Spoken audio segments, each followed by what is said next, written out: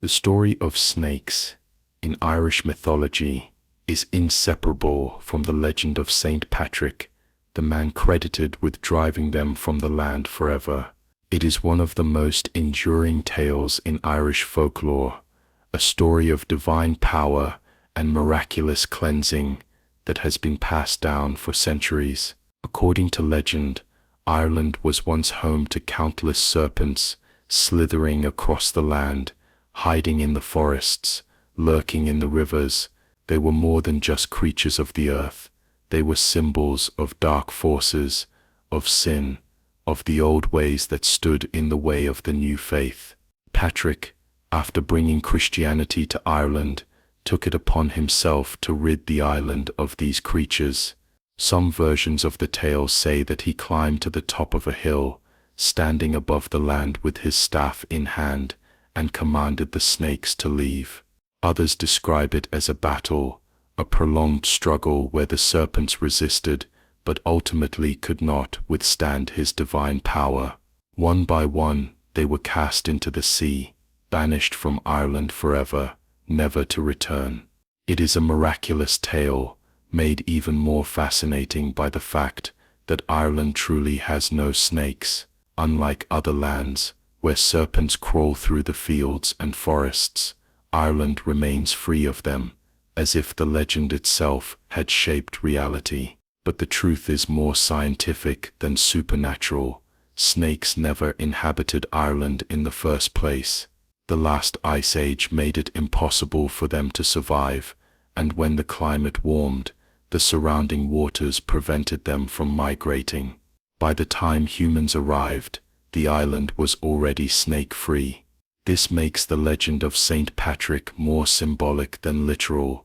Many believe that the snakes represent the Druids, the spiritual leaders of pre-Christian Ireland, who held great influence before Saint Patrick's arrival. The Druids were known for their wisdom, their rituals, their deep connection to the land, and its ancient traditions. The idea that Saint Patrick drove out the snakes is often seen as a metaphor for the rise of Christianity and the fall of the old pagan ways. He did not simply banish reptiles, he banished the forces that stood in the way of the new faith, ensuring that Ireland would become a Christian land. The image of Saint Patrick standing against the serpents has become one of the most famous symbols of his legend. It represents not just the triumph of one man over nature, but the triumph of belief, of faith, of transformation. Whether the story is taken as literal truth or as a powerful metaphor, its meaning remains the same. It is a tale of change, of cleansing, of the power of a single figure to reshape the fate of an entire land. To this day, Ireland remains without snakes, and the story of their banishment continues to be told. It is a reminder of the past, of the myths that shape history, of the ways in which legend and reality intertwine. Whether Saint Patrick truly cast them into the sea, or whether they never existed at all, the result is the same.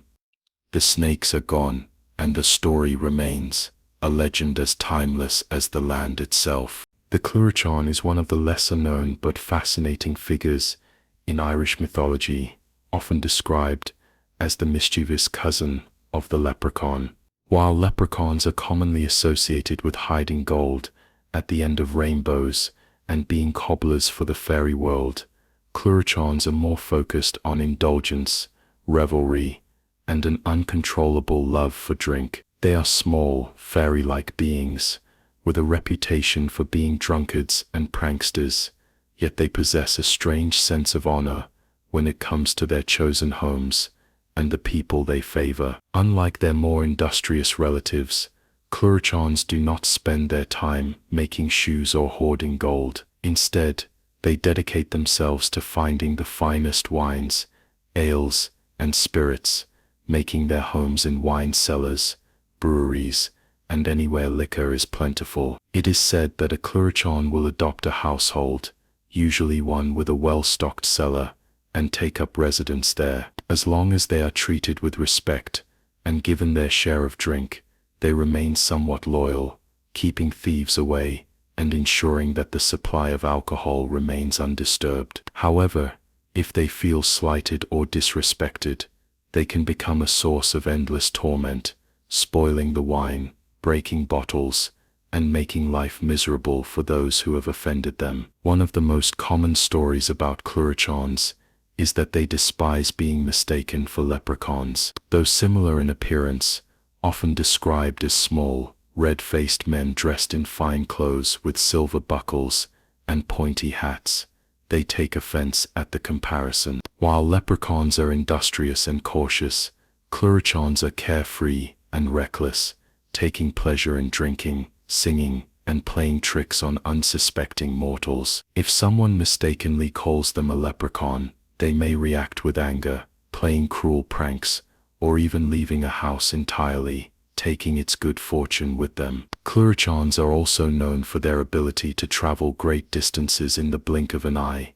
often riding animals they have magically bewitched. It is said they will steal horses, sheep, or even dogs from farms at night, riding them wildly across the countryside before returning them exhausted and confused by morning. Many farmers would wake up to find their livestock trembling and drenched in sweat, a sure sign that a Clurichaun had been using them for a night of reckless adventure. Despite their love for drink and troublemaking, Clurichauns can be fiercely loyal when treated well. If a homeowner keeps their cellar well stocked and respects their invisible guest, the Clurichaun may act as a guardian, ensuring that no intruders steal from the supply. In some cases, they have been said to punish dishonest innkeepers who water down their drinks, ensuring that patrons receive their fair share of strong ale and whiskey. This odd sense of justice, tied entirely to their love of alcohol, makes them unpredictable and difficult to appease. In some versions of the myth, it is believed that Clurichauns are not a separate species from leprechauns, but rather leprechauns, who have become permanently drunk and abandoned their work in favor of endless revelry. This idea suggests that instead of working as cobblers, some leprechauns fall victim to their own vices, eventually becoming Clurichauns, who have no desire to return to their old ways. Whether this transformation is permanent or reversible is never made clear, but it reflects the idea that even the hard-working leprechauns are not immune to temptation. Clurichauns are known for their quick temper and inability to handle insult, which makes them dangerous to those who do not take them seriously. If a homeowner fails to provide them with a steady supply of alcohol or mocks their drunken state, the Clurichaun may retaliate by cursing the household, ruining its wine supply, or causing general mischief. Unlike other fairy creatures who require elaborate rituals to be banished, Clurichauns leave of their own accord when they feel unwelcome, but not before ensuring that those who offended them regret it. One of the more peculiar abilities attributed to Clurichauns is their supposed knowledge of hidden treasures. Much like leprechauns, some stories suggest that they know the locations of secret gold stashes, but unlike leprechauns, they have little desire to guard these treasures. Instead, they prefer to enjoy the wealth immediately, spending it on fine clothing, better drink, and endless nights of celebration. If captured and forced to reveal the location of treasure, a Clurichaun is more likely to trick the captor into letting them go rather than give up their secrets. They are known to be clever and quick-witted, often escaping with laughter before vanishing into thin air. While many Irish mythological creatures are tied to the natural world, such as fairies who protect forests or spirits that guard waterways, Clurichauns are unique in that they seem entirely focused on human pleasures. They do not care for nature or ancient sites, nor do they have deep connections to magic or destiny. Their entire existence revolves around drinking, feasting, and causing trouble for those who cross them. This makes them one of the most purely mischievous beings in Irish folklore, more interested in revelry than grand supernatural purposes. Clurichauns are sometimes compared to household spirits from other cultures, such as the brownies of Scotland or the domovoi of Slavic folklore, but their love for drink and their unpredictable nature make them unique. While brownies and domovoi often help with chores or offer protection to homes, Clurichauns offer nothing but trouble, if not properly respected. They are guests who must be entertained, rather than servants who assist with household duties. In modern interpretations, Clurichauns are often overshadowed by leprechauns, who have become the most famous Irish fairy folk. While leprechauns have been commercialized and transformed into friendly symbols of luck, Clurichauns have remained in the shadows, still known only to those who study Irish mythology or folklore. Their association with drunkenness and mischief has kept them from becoming mainstream figures, but they remain one of the most entertaining and chaotic creatures in the mythology. Despite their relatively obscure status, Clurichauns still appear in stories and legends, passed down through generations of Irish folklore. Some still believe that a well-stocked cellar may attract a Clurichaun, while others warn that once one arrives, it may never leave. Whether they are the drunken counterparts of leprechauns or a separate breed of fairy altogether, Clurichauns represent the wilder, more unpredictable side of Irish mythology. Their stories serve as a reminder of the fine line between celebration and excess, of the dangers of indulging too much in pleasure, and of the consequences of disrespecting even the smallest and most mischievous spirits. Whether seen as protectors of fine drink, or troublemakers who never leave a house in peace, Clurichauns remain a fascinating part of Irish folklore, embodying both the joys and the chaos of an endless feast. The Banshee is one of the most haunting and recognizable figures in Irish mythology, known for her eerie wail that signals the coming of death. She is neither a ghost nor a demon, but a spirit tied to specific families, appearing as a warning before someone in the household passes away. Unlike other supernatural beings in folklore who seek to harm or trick humans, the Banshee does not cause death, but simply announces it. Whether seen as a messenger of fate or a mournful spirit, her presence is always unsettling, and those who hear her cry are left with a deep sense of dread. Descriptions of the Banshee vary across different regions of Ireland. In some tales, she is a terrifying figure with long unkempt hair, hollow eyes, and a piercing scream that chills the blood of those who hear it. She is sometimes depicted in a tattered grey cloak, her body gaunt and spectral, as if she has been wailing for centuries without rest. In other versions, she appears as a beautiful woman dressed in white or silver, her face filled with sorrow rather than horror. Regardless of her appearance, the one constant in all stories is her cry, a long mournful wail that drifts through the night air, warning those who hear it that death is near. The origins of the Banshee's legend are deeply rooted in Irish culture and ancient beliefs about the afterlife. The word Banshee comes from the Irish Beansea, or Sídhe, meaning woman of the fairy mound. This name connects her to the Eos sea, the supernatural race of fairies and spirits that inhabit the unseen world of Irish folklore. The fairy mounds, or Sídhe, were believed to be entrances to another realm, where spirits and mystical beings resided. Some believe the Banshee was originally a type of fairy woman who took on the role of mourning the dead, while others see her as a ghostly figure with ties to specific families. The Banshee is most often associated with old Irish families, particularly those with surnames that begin with O or Mac, such as O'Brien, O'Connor, McCarthy, and MacMahon. It was said that each of these families had their own Banshee, a spirit who followed their lineage and mourned the deaths of their members. She would not appear to outsiders or strangers, but was uniquely connected to these ancient bloodlines. This belief reinforced the idea that the Banshee was more than just a wandering ghost. She was a guardian of family legacy, bound to certain lineages through generations. Her cry is the most feared aspect of her presence, often described as an unearthly wail that can be heard from great distances. Some say it sounds like a woman in deep sorrow, weeping uncontrollably, while others describe it as a piercing shriek that can stop a person in their tracks. In some stories, the Banshee does not scream, but sings a sorrowful lament, a song so filled with grief that those who hear it are overcome with sadness. The sound varies from legend to legend, but its meaning is always the same.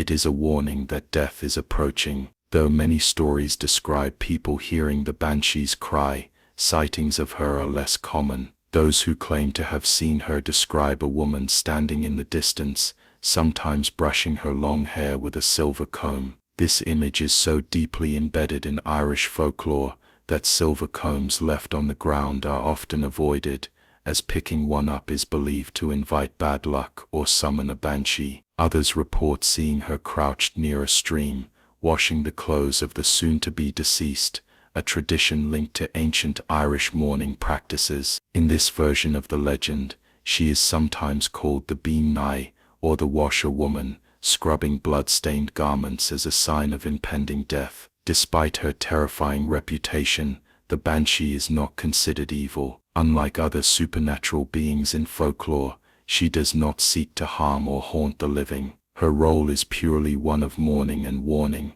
ensuring that those left behind have time to prepare for an inevitable loss. In some versions of the legend, she is even seen as a protective figure, guiding the souls of the departed to the afterlife. This view paints her less as a creature of horror and more as a sorrowful spirit performing a sacred duty. Some believe the banshee was inspired by ancient keening women, professional mourners who were hired to weep and wail at funerals in old Irish tradition. These women would sing laments, their voices filled with grief, to honor the dead and comfort the bereaved. Over time, as these customs faded, the idea of a supernatural keening woman emerged, transforming into the legend of the banshee. This would explain why she is always associated with families, and why her cry is one of mourning rather than menace. Not all encounters with the banshee are terrifying. Some stories tell of people who have seen her and felt a deep sadness rather than fear,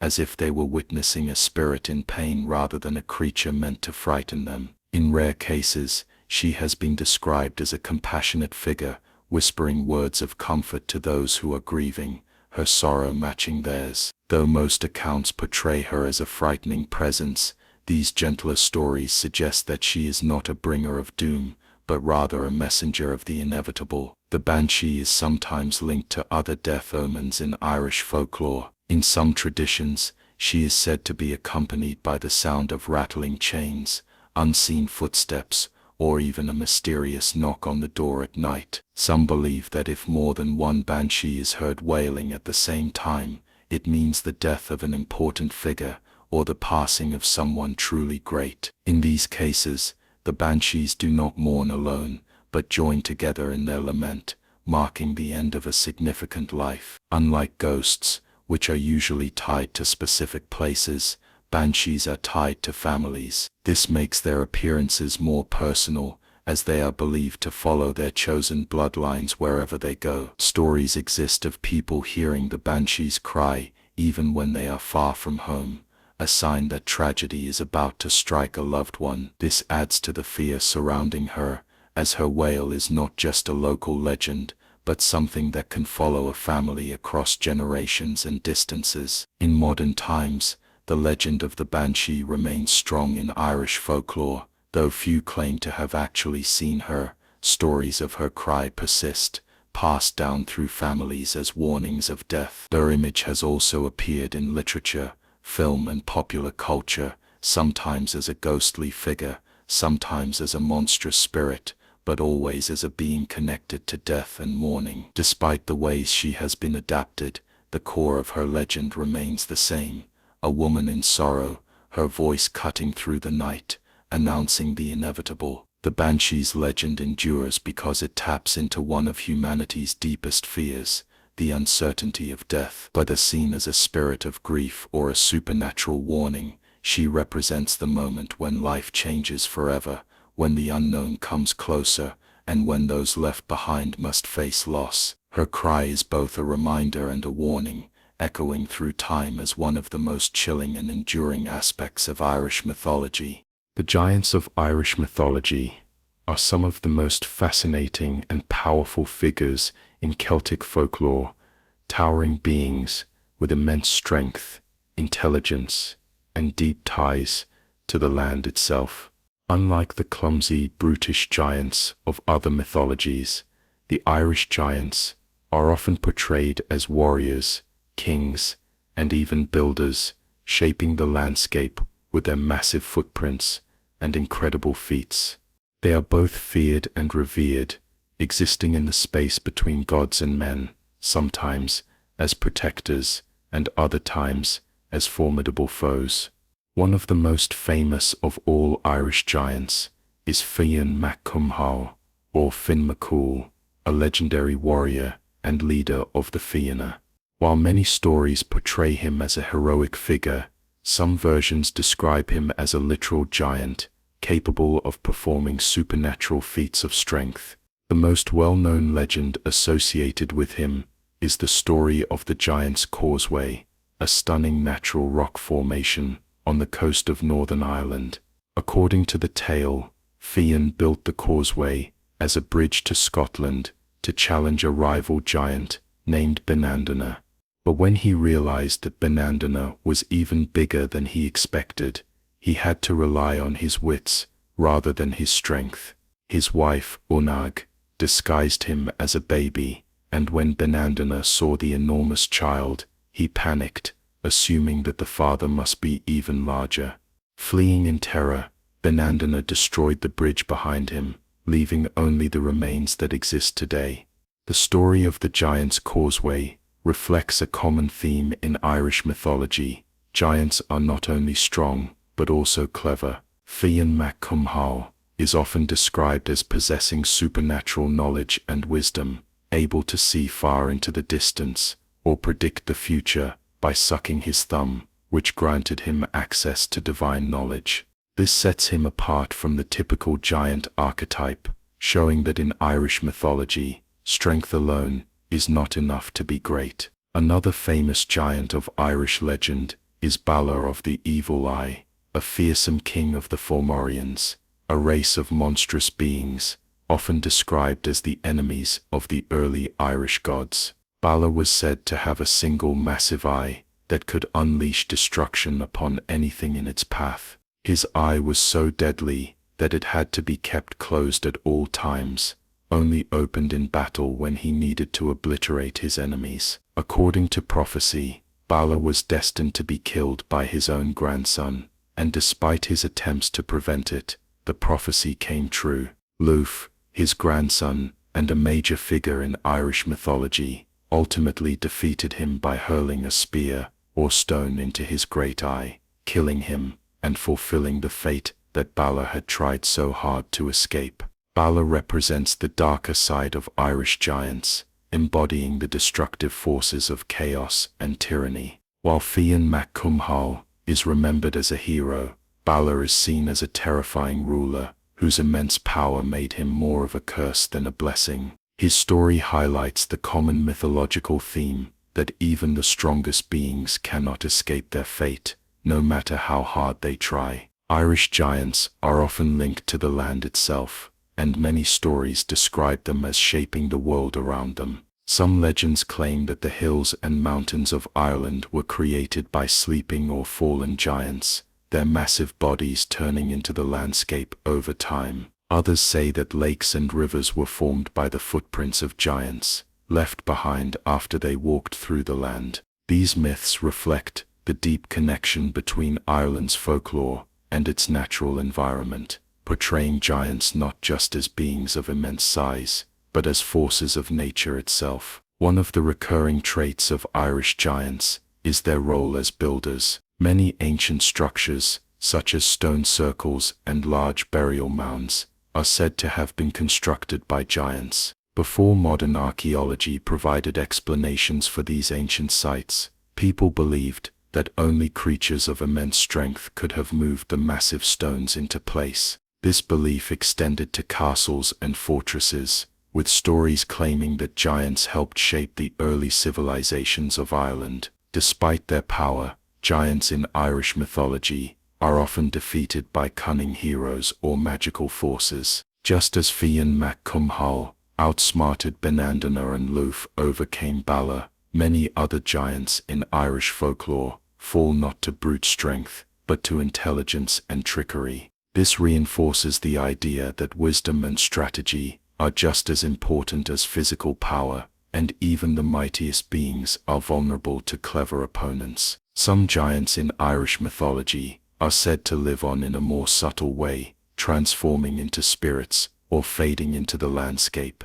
Their presence still felt even if they are no longer seen. Stories tell of hidden giants who sleep beneath the hills, waiting for the right time to awaken. Others suggest that the spirits of ancient giants still roam the countryside, protecting or haunting certain areas. This reflects the belief that the past is never truly gone, and that the legendary figures of Irish mythology still linger in the world in some form. In modern times, the stories of Irish giants continue to capture the imagination. While they are often overshadowed by more famous mythological figures, such as fairies and banshees, giants remain a powerful part of Ireland's folklore. Their legends are woven into the country's landscape, and their influence can be seen in place names, ancient sites, and even modern storytelling. Whether as heroes, villains, or something in between, the giants of Irish mythology stand as symbols of strength, wisdom, and the untamed power of nature. These tales remind us that myths are not just stories from the past, but living traditions that continue to shape how people see the world. Giants may no longer walk the earth, but their footprints remain, both in the land itself and in the stories that continue to be passed down through generations. Whether as builders, warriors, or guardians of ancient secrets, Irish giants will always be a towering presence in the world of myth and legend. The fairies of Irish mythology are among the most complex and mysterious beings in folklore, neither fully benevolent nor entirely malicious. They are known as the Aos, meaning the people of the mounds, and are believed to inhabit the hidden world that exists alongside the human one. These creatures are far from the small winged beings of modern fairy tales. Instead, they are powerful, sometimes dangerous, and deeply tied to the land, with their own laws, hierarchies, and motives that are not always aligned with those of mortals. The Aos are often associated with the ancient mounds and hills of Ireland, which are believed to be the remnants of a once great civilization. According to legend, these beings were once the Tuatha De Danann, a powerful race of gods and warriors who ruled Ireland before being defeated by the Milesians, the ancestors of the modern Irish. Rather than leaving entirely, the Tuatha De Danann retreated into the earth, making their homes in the hollow hills and beneath ancient structures, where they continue to exist in a hidden realm parallel to the human world. Over time, they became known as the Fairies, maintaining their magic and power, but living apart from mortal society. Fairies in Irish folklore are not tiny, delicate creatures, but rather human-sized, or even taller, often appearing as eerily beautiful individuals with pale skin and shining eyes. They are sometimes described as ageless, possessing an otherworldly aura that makes them instantly recognizable. While they can appear kind and generous, their actions are guided by their own rules, and those who cross them, or fail to show proper respect, often find themselves facing severe consequences.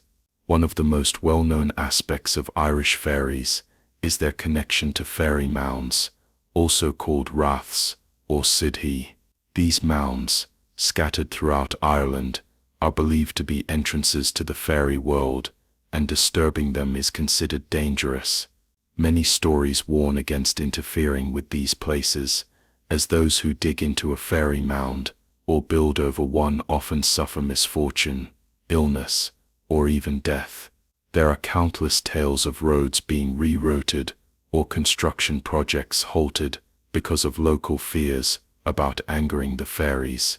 Some farmers even leave certain parts of their land untouched to avoid disturbing them. Time in the fairy world does not flow the same way as it does in the human world.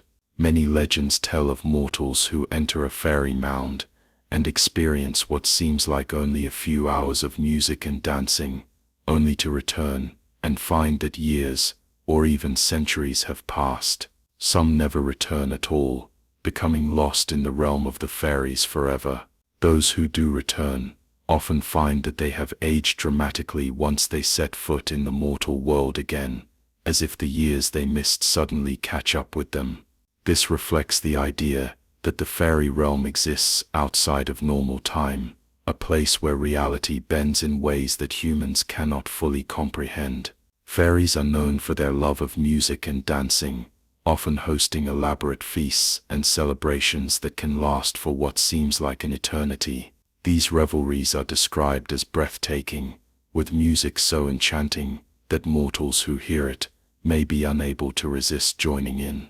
However, to dance with the fairies can be dangerous, as those who do may find themselves trapped in their world, unable to leave. Many stories tell of travelers who stumble upon a fairy dance, and after partaking in it, return home, only to realize that everyone they knew has long since passed away. Not all fairies are content to stay in their own realm. Some interact with humans, sometimes in helpful ways, and other times in terrifying ones. They are known for bestowing great fortune on those who respect them, but they are equally known for their ability to bring misfortune to those who offend them. Even an accidental slight, such as failing to leave an offering, or speaking ill of the fairies, can result in supernatural punishment.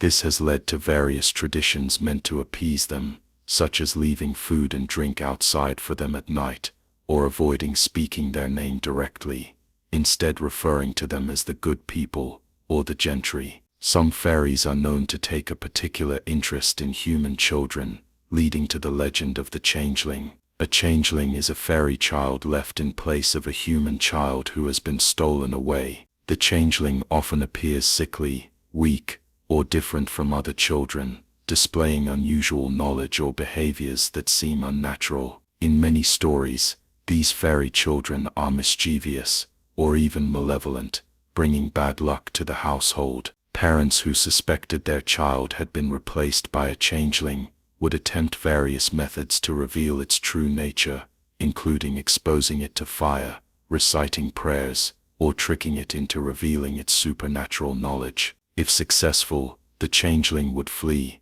and the real child would be returned. While these legends are fascinating, some scholars believe they may have been used to explain illnesses or developmental disorders in children that were not understood at the time. Fairies are also known for their fondness for stealing away mortals, particularly young men and women, to serve in their courts. These kidnapped individuals are often treated well, living in luxury, but unable to return home. Some who escape claim to have been enchanted, forced to forget their past lives until something breaks the spell. Others who return describe the fairy realm as both beautiful and eerie, a place where time moves strangely, and emotions are heightened beyond anything found in the human world. One of the most feared encounters with fairies involves their ability to cast curses. Those who offend them may suffer from mysterious illnesses, sudden misfortune, or inexplicable madness. Some legends speak of entire families being cursed for generations because one ancestor unknowingly insulted the fairies.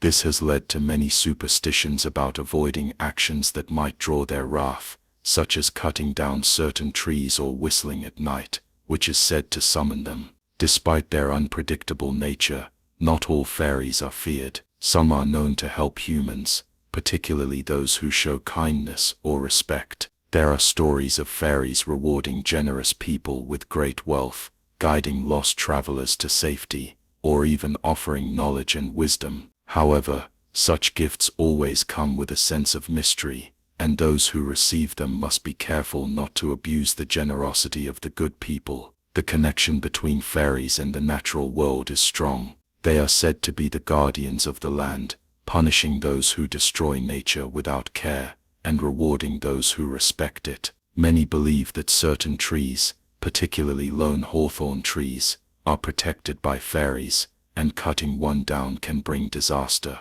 This belief is still strong in Ireland today, where some roads have been rerouted to avoid harming fairy trees. Fairy legends continue to be a powerful part of Irish culture, surviving in folklore, storytelling, and even modern superstitions. Though belief in fairies is not as widespread as it once was, many still respect the old traditions, just in case. People avoid disturbing fairy mounds, hesitate before cutting down certain trees, and speak carefully when discussing the good people. These stories remind us that myths and legends are not just relics of the past but living traditions that shape the way people see the world. The fairies of Irish mythology are not simple creatures of light or darkness, but beings with their own motives, their own rules, and their own mysterious ways. They can be generous or cruel, kind or vengeful, but above all they are to be respected. Whether as protectors of nature,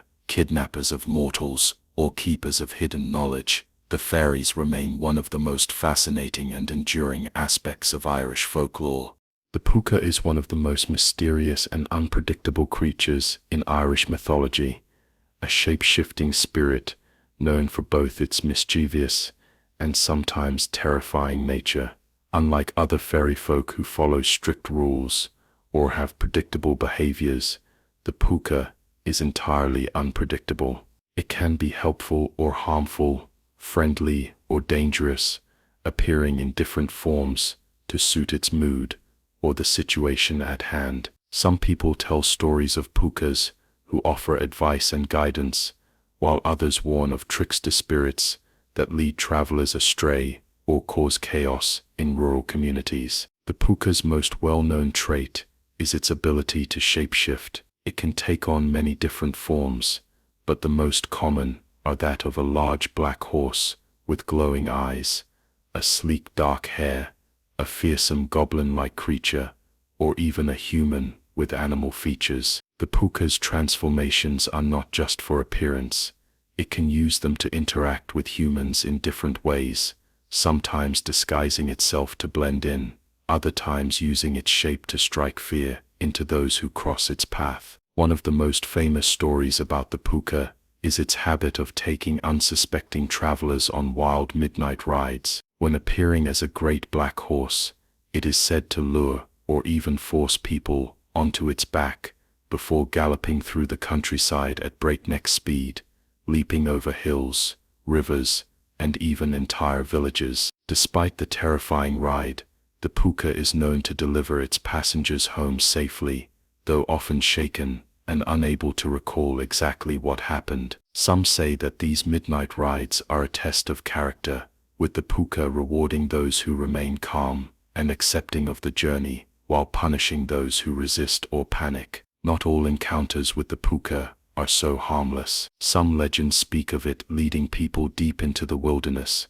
confusing their senses until they are completely lost. Farmers tell stories of the Púca wreaking havoc on their fields, trampling crops, and scaring livestock for no reason other than its own amusement. Some say it can bring storms, causing winds to howl and rain to pour, ruining harvests overnight. Because of this, many farmers in Old Ireland would leave an offering of food or drink outside on Samhain night, hoping to appease the Púca and keep it from causing mischief during the winter months. Despite its reputation for troublemaking, the Púca is not always seen as a purely malevolent creature. There are many tales of it speaking with humans, offering wisdom or warnings about the future. In some versions of the legend, it is said that the Púca can only speak the truth, making it a valuable source of knowledge for those brave enough to seek it out. Some farmers believe that while the Púca may trample their crops, it can also bring fertility to the land,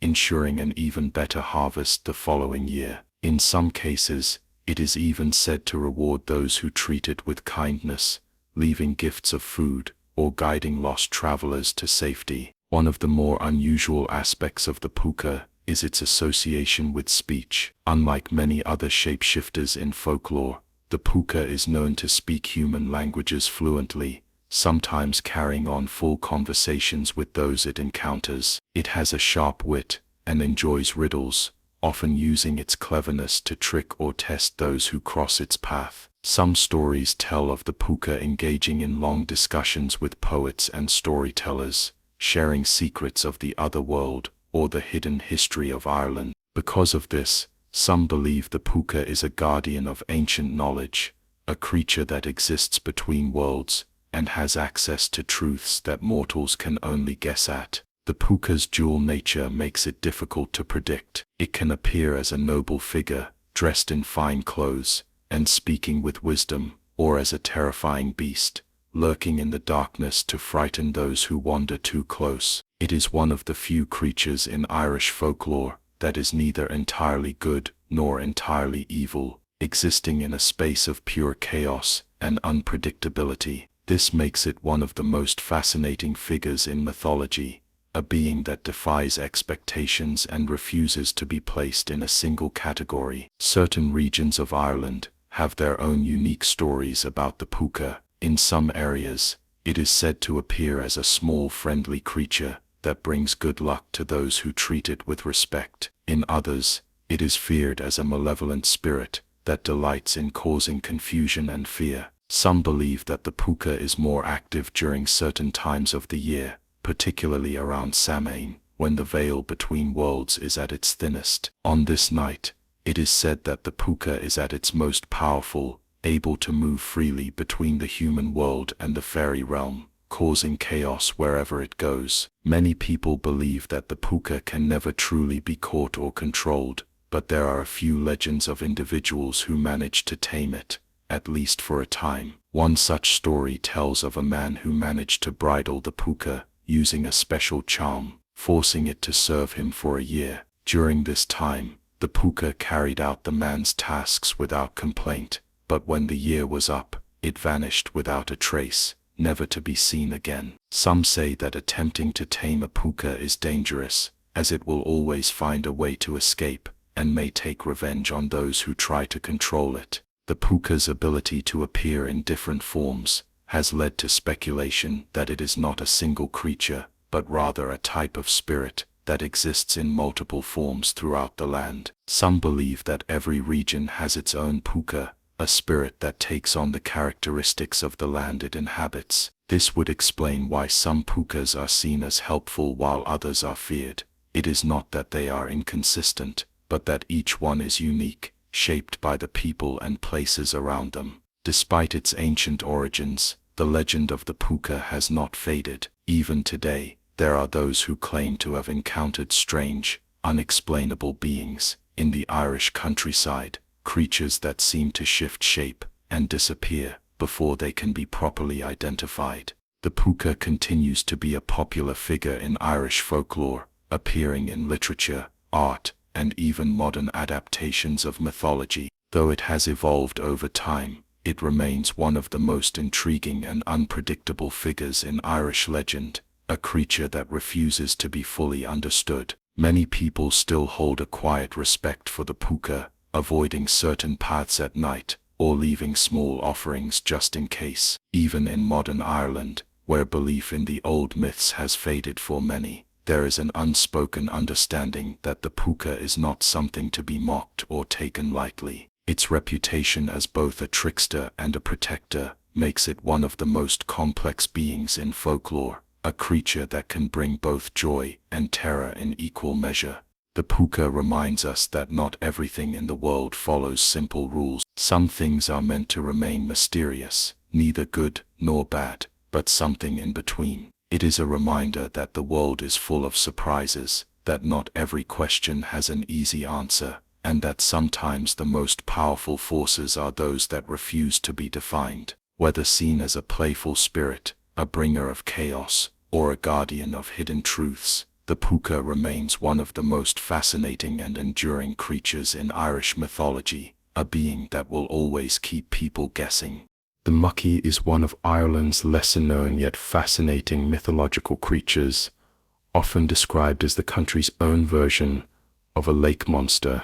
While creatures like the Loch Ness Monster have gained worldwide fame, the Muckie remains shrouded in mystery, with sightings and legends passed down mostly through local folklore. It is said to inhabit the deep, dark waters of Loch Foyle, a vast body of water that stretches between Northern Ireland and the Republic of Ireland. Stories of its existence date back centuries, and while some believe it to be a remnant of ancient times, Others see it as nothing more than a tall tale, designed to keep children away from the dangerous waters. Descriptions of the Muckie vary depending on who tells the story. Some claim it is a massive serpent-like creature, similar to the famous Nessie, with a long winding body that glides beneath the surface of the water. Others describe it as more crocodilian, with rough, scaly skin and large, protruding eyes that glow in the darkness. A few legends even depict it as a beast with the head of a horse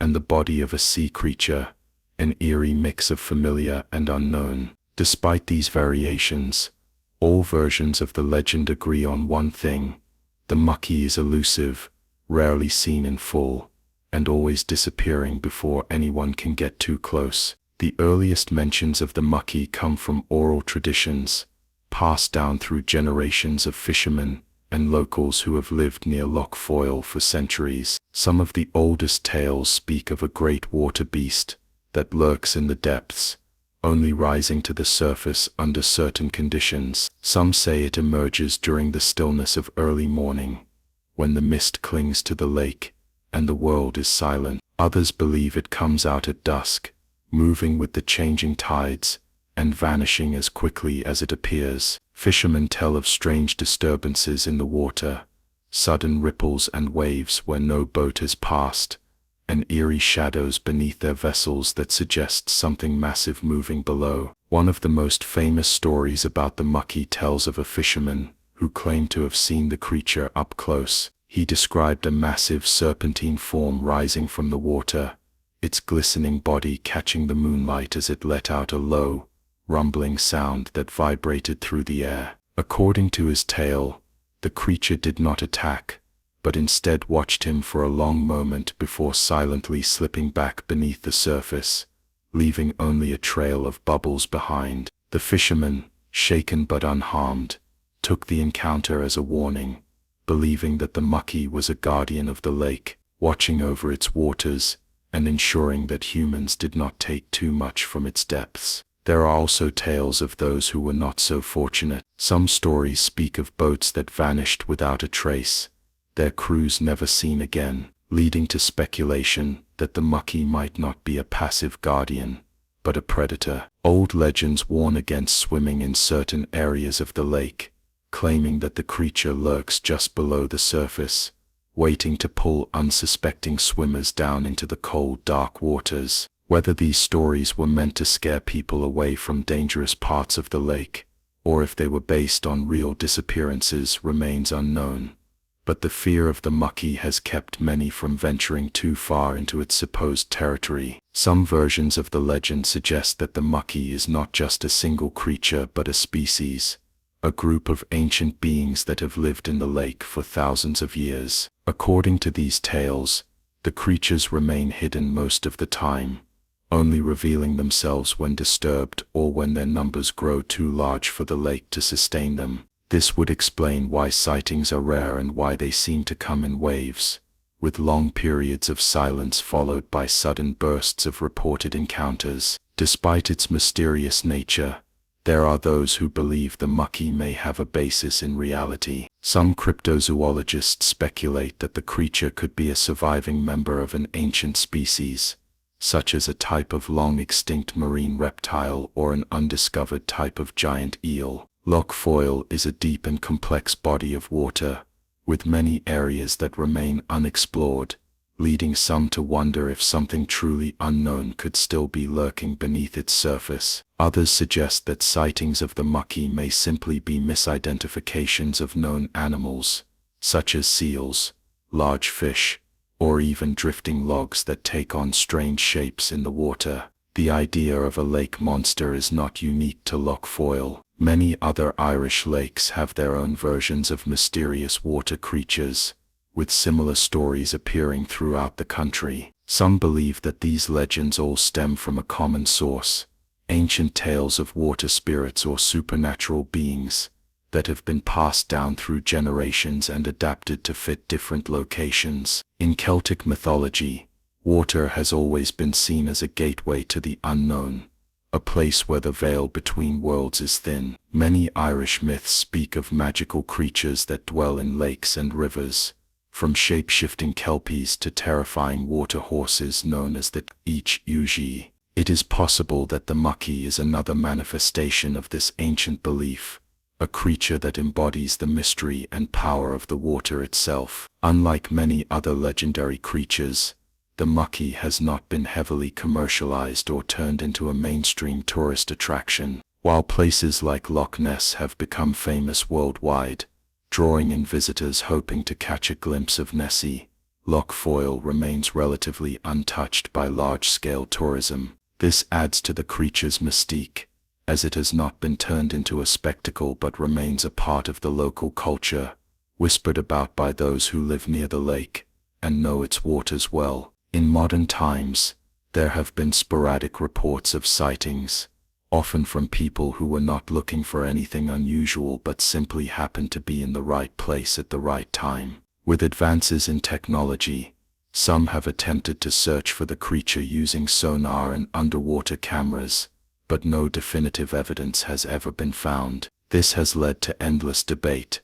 Some believe the Muckie is nothing more than legend, a story that has grown over time, while others hold on to the possibility that something unknown still moves through the lake's depths, avoiding detection and keeping its secrets hidden. The legend of the Muckie is a reminder of the power of folklore, the way stories can shape the identity of a place and give meaning to the unknown. Whether real or imagined, the creature has become a part of the landscape of Loch Foyle, a presence that lingers in the minds of those who hear its story. Some may dismiss it as superstition, but others continue to scan the water's surface, watching for ripples, shadows and signs of something just beyond human understanding. The Muckie remains one of Ireland's great mysteries, a creature that exists somewhere between myth and reality. Whether it is an ancient guardian of the lake, a hidden species waiting to be discovered,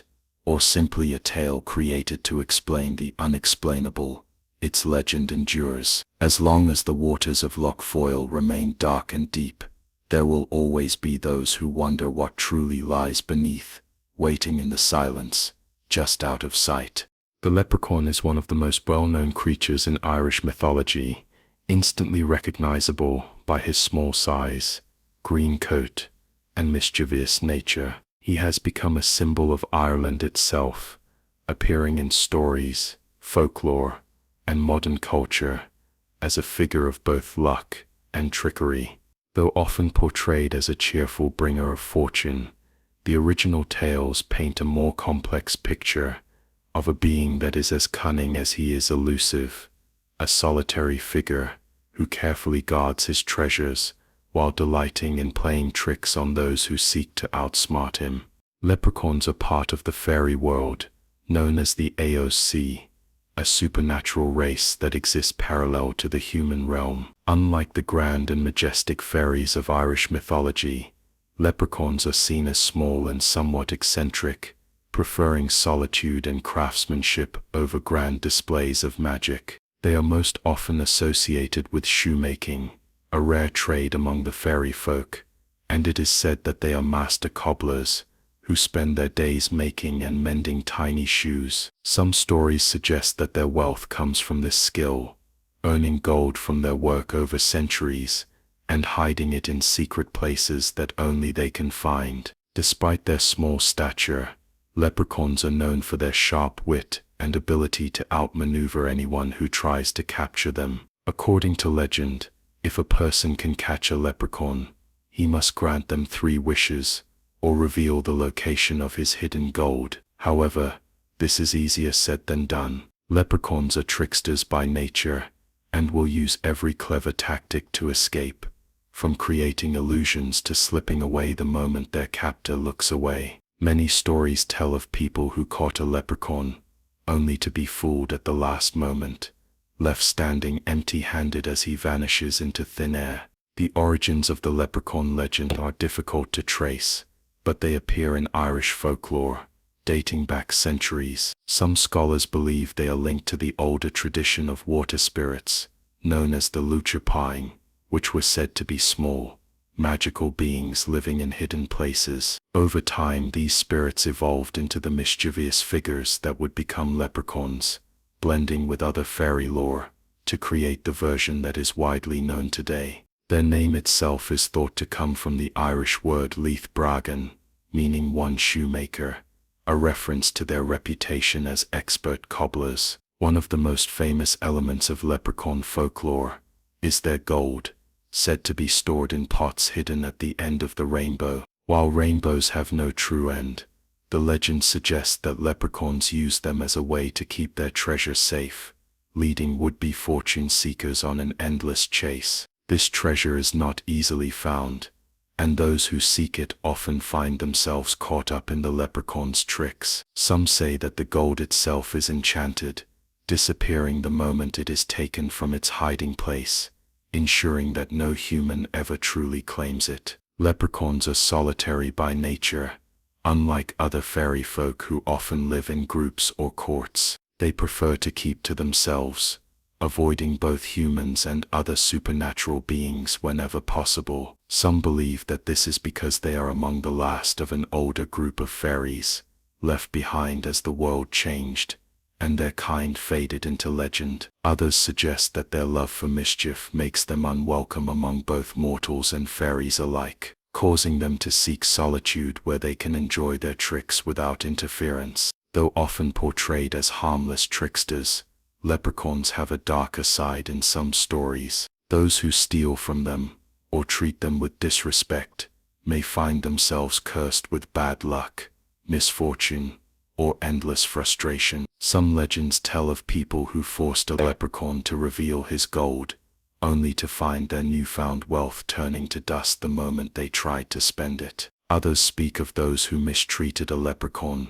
only to wake up the next morning with all their belongings missing, or their home turned upside down. While not outright malevolent, leprechauns do not take kindly to being tricked themselves, and they will always find a way to have the last laugh. Despite their reputation for avoiding humans, leprechauns are sometimes said to help those they find worthy. There are tales of travelers lost in the woods, who were guided to safety by a hidden leprechaun, or poor villagers who received small gifts of gold when they needed it most. However, such kindness is never given freely, and those who receive a leprechaun's favor must be careful not to abuse it. Fortune granted by a leprechaun can vanish as quickly as it appears, and greed often leads to ruin. The appearance of leprechauns has changed over time, largely due to modern depictions. In earlier legends, they were described as wearing red coats and cocked hats,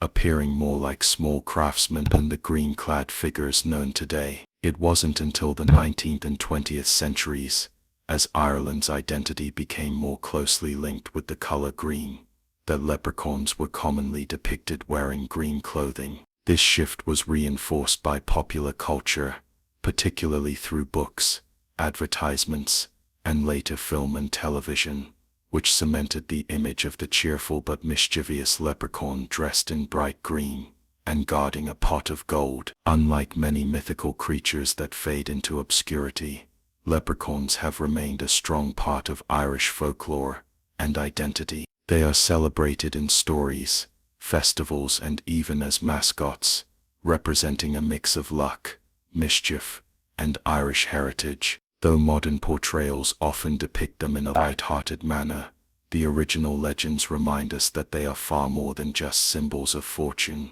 They are cunning, unpredictable, and deeply tied to the world of the unseen, existing just beyond the reach of those who seek them. There are those who still believe in the possibility of leprechauns, or at least in the importance of respecting the old legends. In some rural areas of Ireland, people take care not to disturb certain places said to be favored by fairies, including old trees and hidden caves. Even those who do not fully believe in the literal existence of leprechauns often acknowledge the value of the stories, seeing them as part of a rich cultural heritage that connects modern Ireland to its ancient past. The enduring appeal of the leprechaun lies in the balance between luck and trickery. He represents the idea that fortune is not easily gained, that those who seek easy wealth will often find themselves fooled, and that cleverness is just as important as strength. Whether seen as a guardian of hidden treasure, a playful trickster, or a relic of the fairy world, the leprechaun remains one of the most recognizable and enduring figures in Irish mythology. Even today, people continue to tell stories of strange encounters, of small figures seen out of the corner of the eye, of gold that vanishes before it can be taken, and of tricks played on those who become too greedy. Whether real or imagined, the leprechaun lives on in the minds of those who keep the old stories alive, a reminder that some mysteries are best left unsolved, and that fortune, like the trickster himself, is always just out of reach. Ghosts in Irish mythology are among the most chilling and persistent figures in folklore, their presence woven into the very fabric of the country's history. They are known by many names and take many forms, but they all share a connection to the past, lingering as echoes of those who once lived. Unlike the ghosts of modern horror stories, which often exist only to haunt and terrify, Irish ghosts serve many roles. Some are omens of death, appearing to warn the living before tragedy strikes. Others are restless spirits, unable to move on because of an injustice or unfinished business. Some return simply to watch over those they left behind, existing in a space between the living and the dead. The belief in ghosts is deeply tied to Ireland's ancient past, where death was not seen as an end, but as a transition.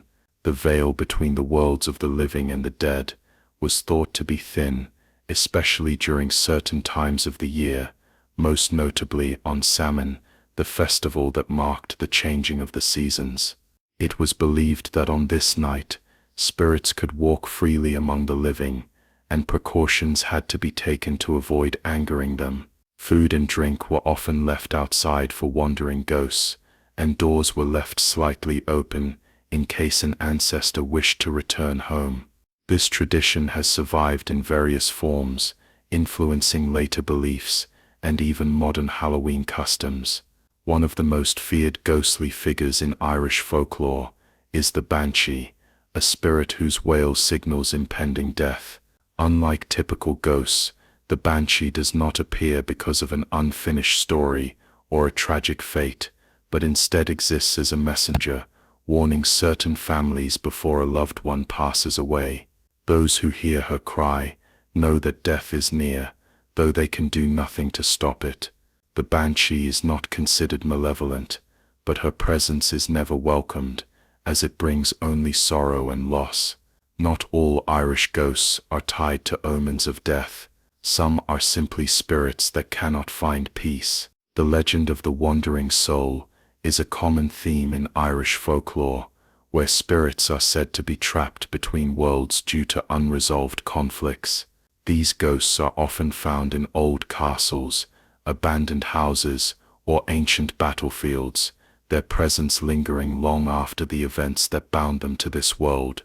Some are seen as shadowy figures, moving through the ruins where they once lived, while others are heard rather than seen, their voices echoing through empty halls or whispering on the wind.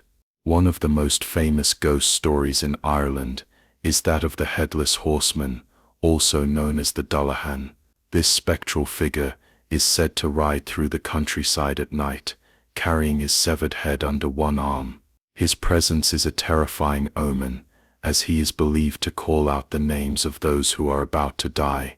Unlike the Banshee, who mourns for the dead, the Dullahan is a more sinister figure, acting as a harbinger of death itself. Some say that if he stops riding near a house, someone within will soon perish. Others claim that he is the embodiment of death, traveling the roads in search of souls to collect. Another well-known ghostly figure is the Fetch, a spectral double of a living person that appears as a warning. Seeing one's own fetch is considered a sign of imminent death, while seeing the fetch of another suggests that their time is near. Unlike traditional ghosts, fetches are not the spirits of the dead, but rather manifestations of fate, appearing only in moments of great importance. Some stories tell of people encountering their own fetches in the middle of the night, only to fall ill or meet a tragic end shortly after. Haunted places are scattered throughout Ireland, each with its own story of restless spirits. Some of the country's oldest castles are said to be inhabited by the ghosts of former lords and ladies, unable to leave the places where they lived and died. Leap Castle, one of the most haunted locations in Ireland, is rumoured to house multiple spirits, including the terrifying Elemental, a shadowy figure said to bring misfortune to those who see it. Other locations, such as Charleville Castle and Loftus Hall, have long histories of ghostly encounters, with visitors reporting strange noises, flickering lights, and sudden drops in temperature. Ghosts are not always bound to specific places. Some legends speak of spirits who follow certain families, appearing generation after generation. These ancestral ghosts are sometimes protectors, watching over their descendants and offering guidance through dreams or visions. Others are cursed, unable to rest because of something that happened in their lifetime, their spirits forever tied to their bloodline. These stories reinforce the idea that death does not always bring an end, and that the past is never truly gone. There are also stories of ghostly processions, where entire groups of spirits are seen traveling together. These spectral marches are believed to be the souls of the dead, making their way to the afterlife, moving through the world of the living one last time. Some say that if a person witnesses such a procession, they must remain silent and turn away, as acknowledging the spirits can draw them closer and bring misfortune. Others believe that those who follow the ghostly march may never return, vanishing into the mist along with the dead. Despite the fear that ghosts often bring, some Irish spirits are not seen as threats, but as figures of longing and love. The idea of lost lovers returning as ghosts is a common theme in folklore, where one who died too soon comes back to visit the person they left behind. These ghosts do not haunt in the traditional sense, but rather linger out of love, appearing in quiet moments or in dreams. Some stories tell of spirits who wait at the edges of the living world, unable to fully depart until they have seen their loved ones one last time. One of the most enduring beliefs about ghosts in Ireland is that they can only move on when justice has been served. Spirits that were wronged in life are often said to remain in the world until their story is resolved, whether through the punishment of their killer, the recovery of something lost, or the recognition of a truth that had been hidden. Many ghost stories revolve around the idea of a restless soul seeking closure, appearing to those who can help them find peace. Even in modern times, the belief in ghosts has not entirely faded. Stories of strange encounters continue to be told, and there are still those who claim to have seen or heard things they cannot explain. Paranormal investigations of Ireland's haunted locations have captured eerie sounds, unexplainable movements, and sudden cold spots, all of which add to the enduring mystery of the supernatural. While many dismiss such things as superstition, the old stories remain, passed down through generations as reminders that the past is never far away. Ghosts in Irish mythology serve many purposes. They can be warnings, protectors, seekers of justice, or lost souls searching for rest. They are tied to the land, to families, and to the belief that death is not always the end. Their stories are woven into the culture, appearing in the whispered tales of villages, the legends of ancient castles, and the traditions that still survive today. Whether feared or respected, ghosts remain an undeniable part of Ireland's folklore, their presence lingering in the shadows, waiting to be remembered. The Leanan Sídhe is one of the most captivating yet dangerous figures in Irish mythology, a being of beauty, inspiration, and doom. Unlike many supernatural creatures that bring either fortune or misfortune, she exists in a space between, offering both gifts and curses to those who encounter her. She is a fairy muse, a spirit of creativity and passion, who grants unparalleled artistic talent to those she chooses. But her gifts come at a cost, and those who fall under her spell rarely escape with their lives. She is described as an ethereal beauty, a woman so enchanting that no mortal can resist her presence. Some stories say she has fiery red hair and piercing green eyes, while others describe her as pale and ghost-like, almost too perfect to be real. She appears when she chooses, drawn to poets, musicians, and artists, offering them a level of inspiration that no ordinary person could achieve. Those who accept her influence become gifted beyond their peers, creating works of unparalleled brilliance, their names destined to be remembered for centuries. But their creativity burns too brightly, their passion consuming them, and they are doomed to live short, intense lives before succumbing to madness, despair, or an early death. Unlike other fairies, who keep their distance from humans, the Leanan Sídhe seeks out those she finds worthy, forming a deep connection with them. To some, she appears as a lover, a beautiful companion, who fills their days with passion and their nights with whispered secrets of inspiration. To others, she is a shadowy presence, an unseen force that guides their hand as they write, paint, or compose, filling their minds with visions they could never have imagined alone. But her influence is always accompanied by a growing darkness, an obsession that drives her chosen artist to exhaustion, isolation, and eventually, destruction. Legends say that those who accept the Leanan Sídhe's gifts are doomed from the start. She does not simply inspire, she feeds on the life force of those she touches, drawing out their energy and vitality in exchange for their talent. Some believe she is a kind of vampiric spirit, not drinking blood, but feeding on creativity, using the passion of mortals to sustain herself. This is why those under her influence often burn out so quickly, their lives consumed by the art she helps them create. They do not simply fade away, they are drained, their genius leaving them as suddenly as it came, until they are empty and unable to go on.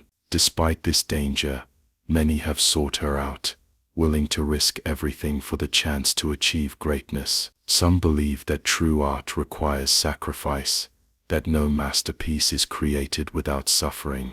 The Leanan Sídhe embodies this idea, offering ultimate inspiration in exchange for a shortened existence. Many of history's most tortured artists, poets, and musicians fit this pattern, leading some to wonder if they too were touched by the Leanan Sídhe.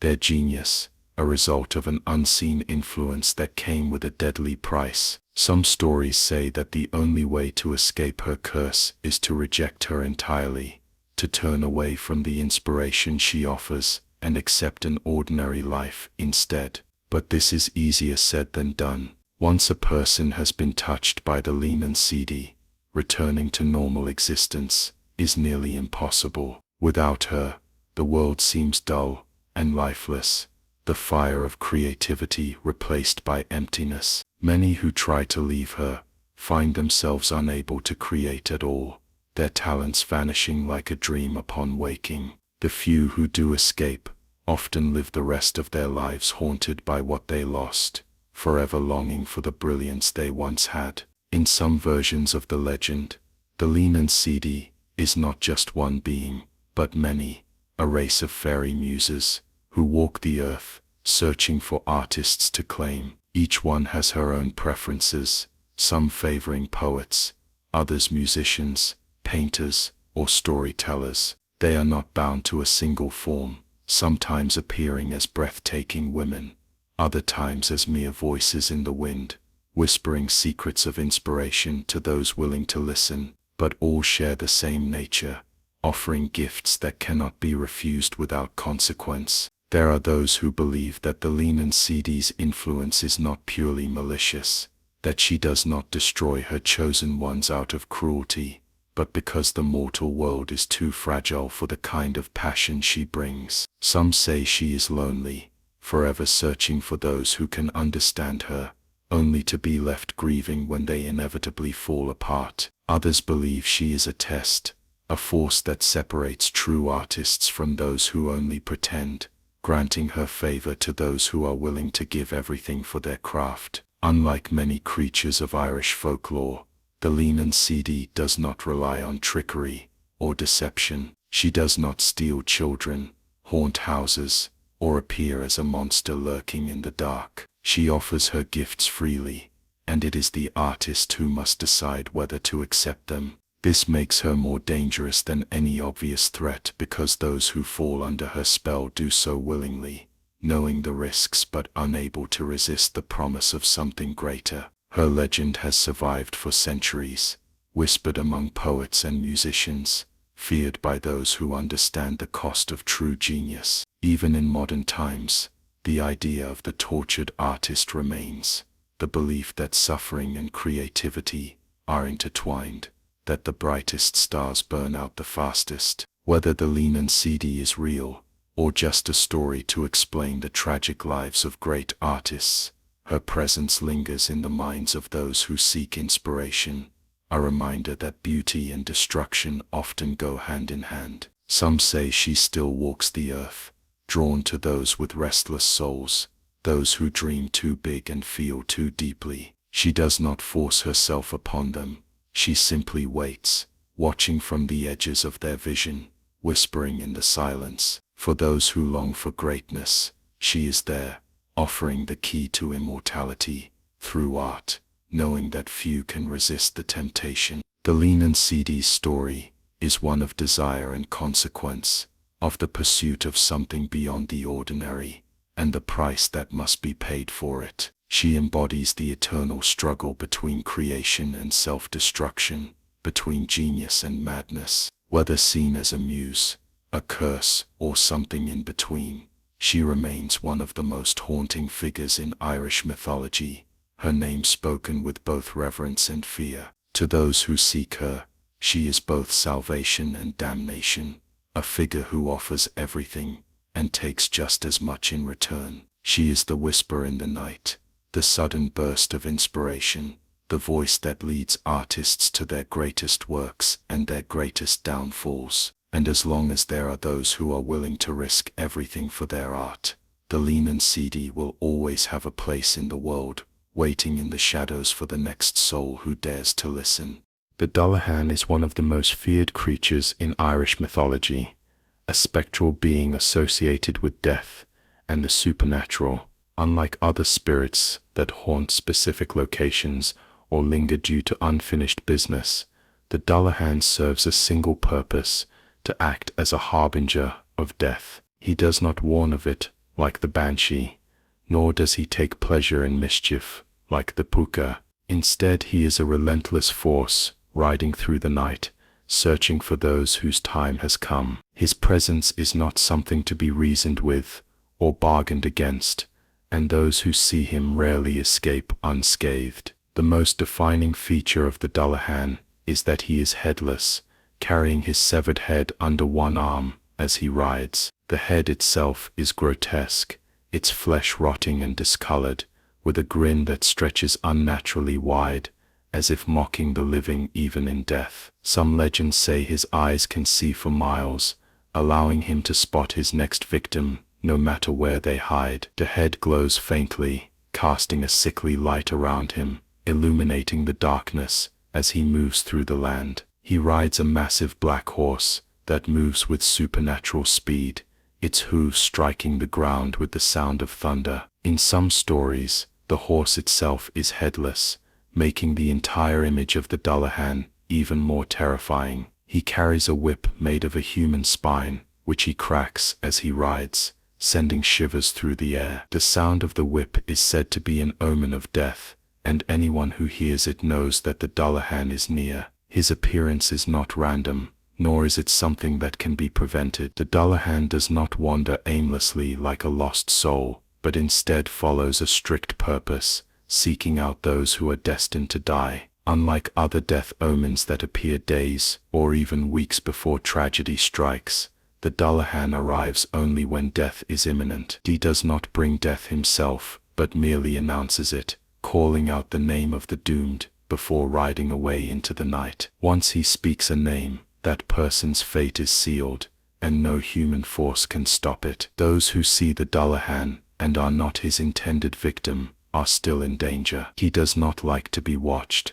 and anyone who dares to look upon him may suffer for their curiosity. Some say he will pour a basin of blood onto those who spy on him, marking them for misfortune or an early grave. Others claim that he will strike out their eyes with his whip, ensuring that they will never witness anything again. The best way to avoid his wrath is to look away, to stay inside and keep doors and windows shut tight when he is near. But even then, there is no guarantee of safety, for the Dullahan cannot be locked out. No gate can keep him away, no barrier can stop him. If he is coming, he will arrive. Though he is feared, the Dullahan does have one known weakness: gold. For reasons unknown, he despises the sight of gold, and will retreat if it is presented to him. Some believe this is because gold is a symbol of wealth and life, things that stand in direct opposition to his purpose. Others think it is simply a remnant of ancient customs,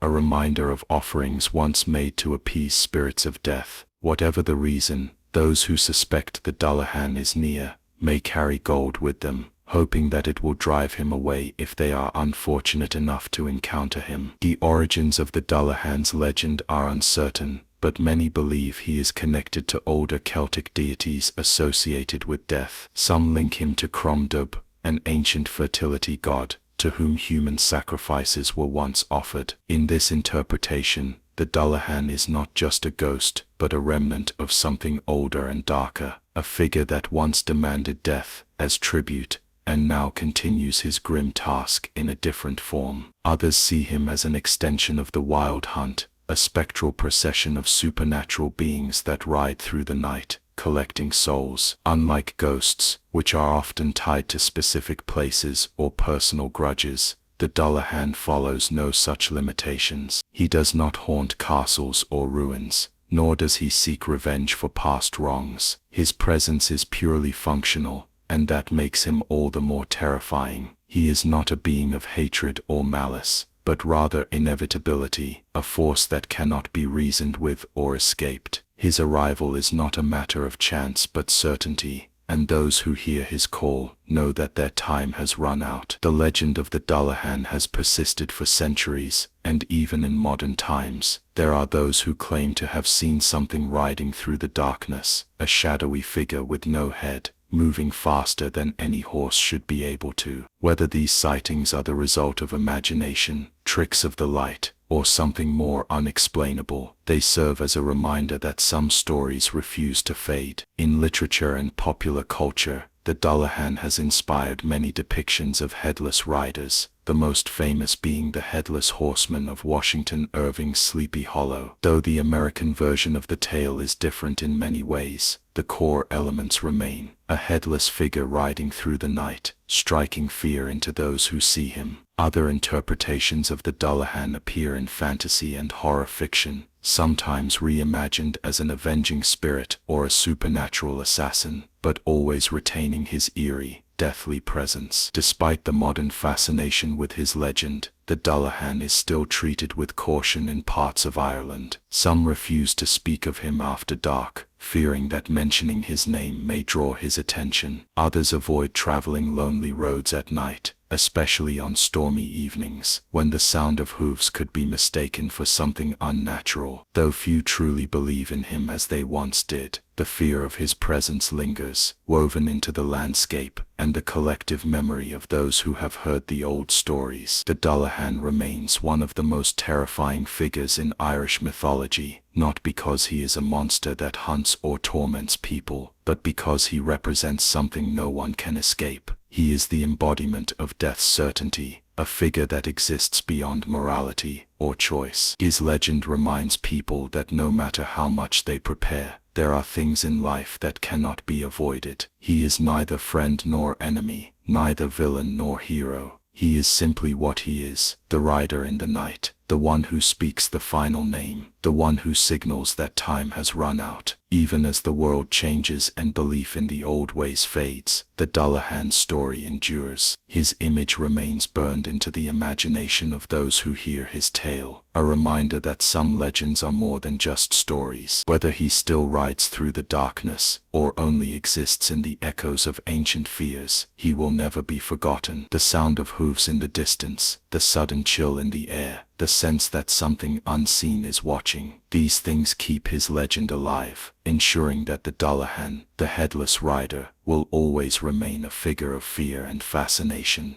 The Merrow is one of the most mysterious and enchanting creatures in Irish mythology, a being of the sea that exists between the worlds of humans and the unknown depths. Unlike many supernatural beings in Irish folklore, the Merrow is not inherently feared, but instead exists as a figure of both beauty and danger, capable of kindness yet forever tied to the ocean's mysteries. The name Merrow comes from the Irish word mura, meaning sea, and these beings are often described as Ireland's version of mermaids, though they are far more complex than the romanticized sirens of modern storytelling. Merrows are said to be beautiful, with long flowing hair, often green or deep red, like the seaweed that drifts beneath the waves. They are graceful and captivating, with eyes that hold the vastness of the ocean, reflecting both its serenity and its storms.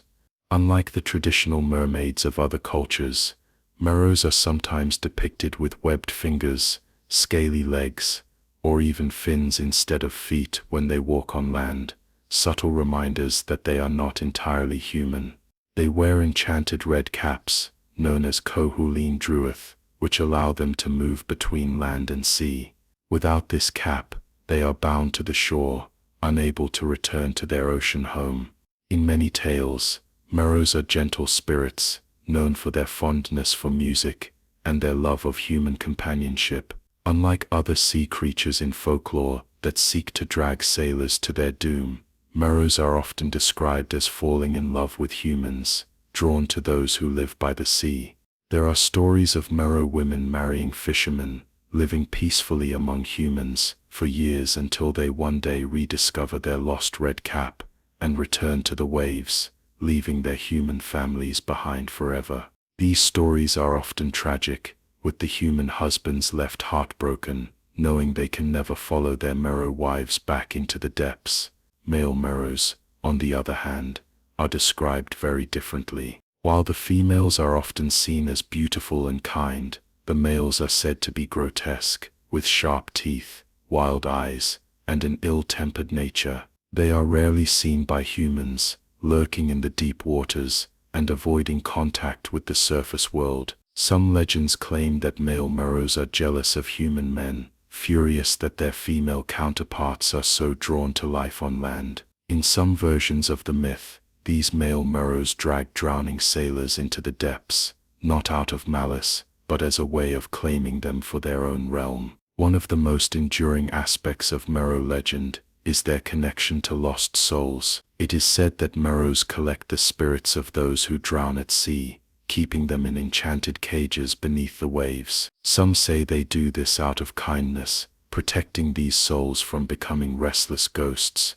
while others believe it is a more sinister act, keeping the spirits trapped forever. Sailors who vanish without a trace are sometimes said to have been taken by the Merrows, neither truly dead nor alive, existing in an unseen world below the surface. Despite their mystical nature, Merrows are not immortal. They age and change like humans do, and while they possess great beauty in their youth, they eventually fade like the tides they are bound to. Some stories suggest that this is why they seek out human lovers, to escape the inevitable decline that comes with the passing of time beneath the waves. But no matter how much they may love the land, the call of the sea is always stronger, and they always return. Merrows are known to be excellent swimmers, moving through the water with supernatural speed. They are also believed to have the ability to control the tides, calling forth storms or calming the waves with a song. This connection to the ocean makes them both revered and feared by fishermen,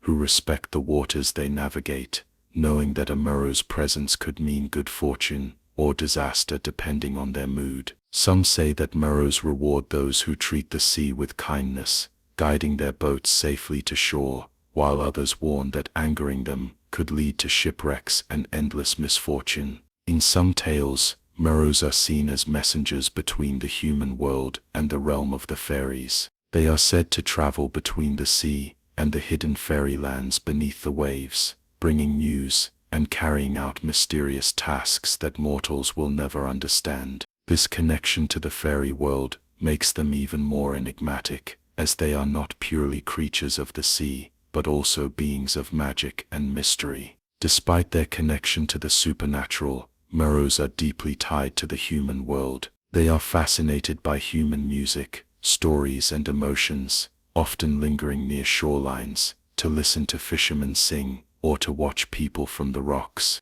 This fascination is what leads them to fall in love with humans, to step onto land, despite knowing they may never return to the ocean the same way again. Legends of the Merrow have persisted for centuries, surviving in Irish storytelling and folklore. Some believe that they are still out there, hidden beneath the waves, watching the land with longing. Fishermen still speak of strange figures seen in the distance, glimpses of beauty beneath the water that vanish as soon as they are noticed. Some claim to have found red caps washed ashore, leading to speculation that a Merrow might be wandering the land, unable to return home. The idea of beings who exist between worlds, caught between two destinies, is a common theme in folklore, and the Merrow embodies this idea perfectly. They are neither fully of the sea, nor fully of the land, always longing for what they cannot have. Whether seen as protectors of lost souls,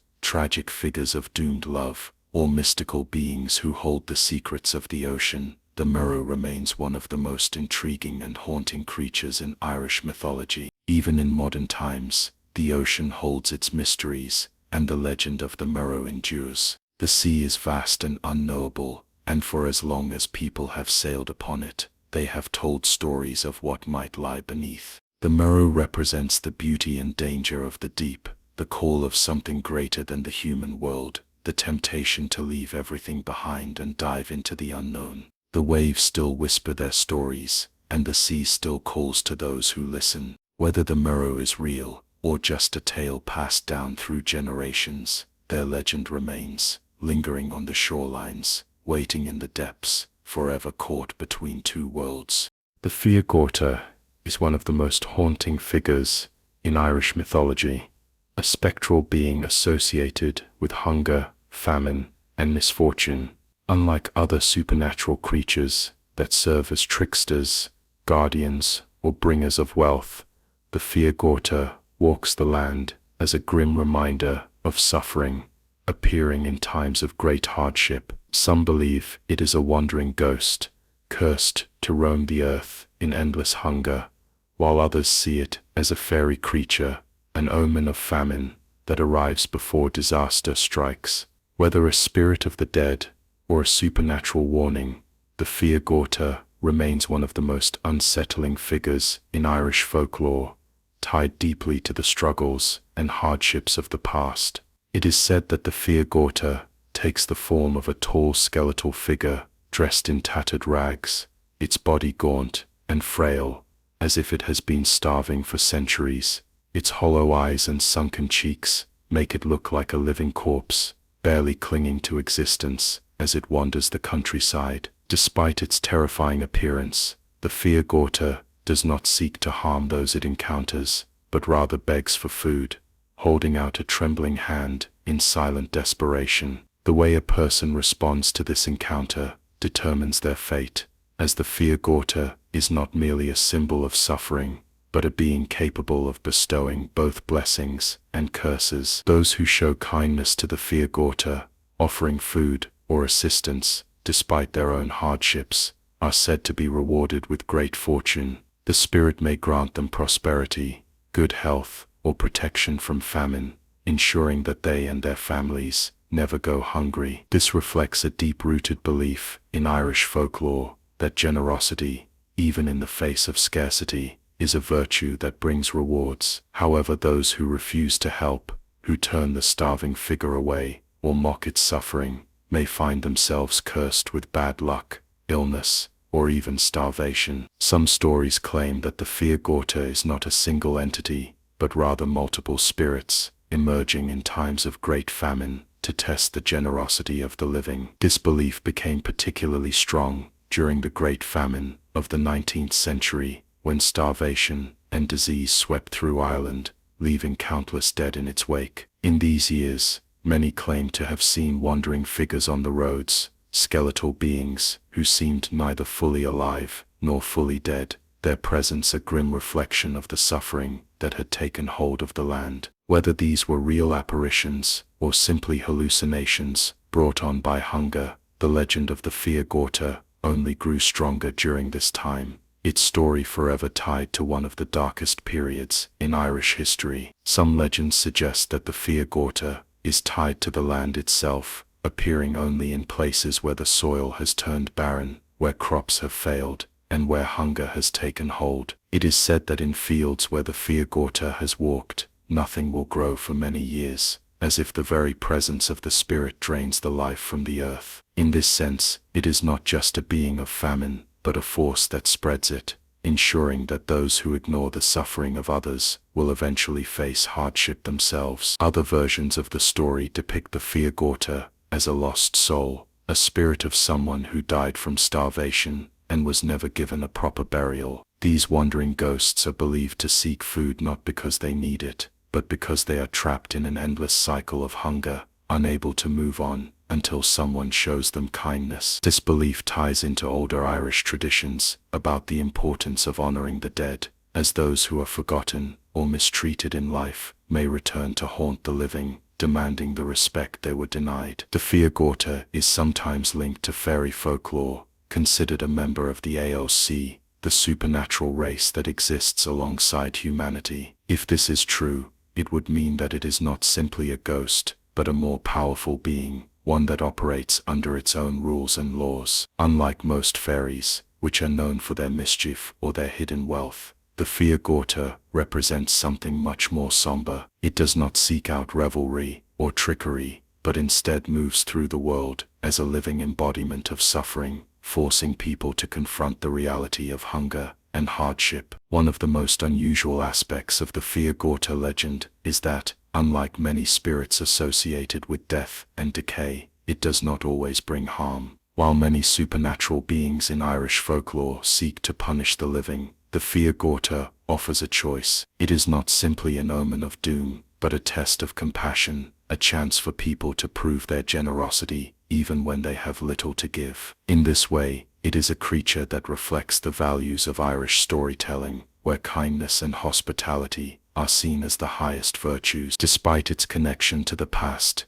the legend of the Fia Gorta has not entirely faded. Some still believe that those who encounter a lone ragged figure begging for food should always offer something, even if it is only a small gesture, to avoid bringing misfortune upon themselves. Others see the Fia Gorta as a reminder of history, a symbol of the suffering endured by past generations, and a warning not to forget those who struggle in the present. There are modern interpretations of the Fia Gorta that suggest it may not be a literal spirit, but rather a representation of famine itself, a personification of the fear and desperation that come with hunger. The idea of a skeletal figure wandering the land, searching for sustenance, is a powerful image that resonates beyond mythology, reminding people of times when starvation was a real and constant threat. Some believe that the Fia Gorta is not limited to Ireland, that similar beings exist in other cultures under different names. Many mythologies contain spirits of hunger, creatures that appear during times of scarcity and test the morals of those they encounter. Whether the Fia Gorta is unique to Ireland or part of a larger tradition of famine spirits, its legend remains one of the most haunting and thought-provoking in Irish folklore. Unlike other supernatural beings that exist for their own purposes, the Fia Gorta serves as a reflection of human nature, showing the consequences of both kindness and cruelty. It does not act out of malice, but rather as an instrument of fate, rewarding those who show generosity and punishing those who turn away. This makes it one of the rare creatures in mythology that does not act based on its own desires, but instead exists as a moral test, one that reveals the true nature of those it encounters. Though it is rarely spoken of today compared to more famous figures in Irish mythology, the Fia Gorta's story remains relevant. In a world where hunger and poverty still exist, the idea of a wandering spirit that reminds people of their duty to help others is a powerful one. Whether real or imagined,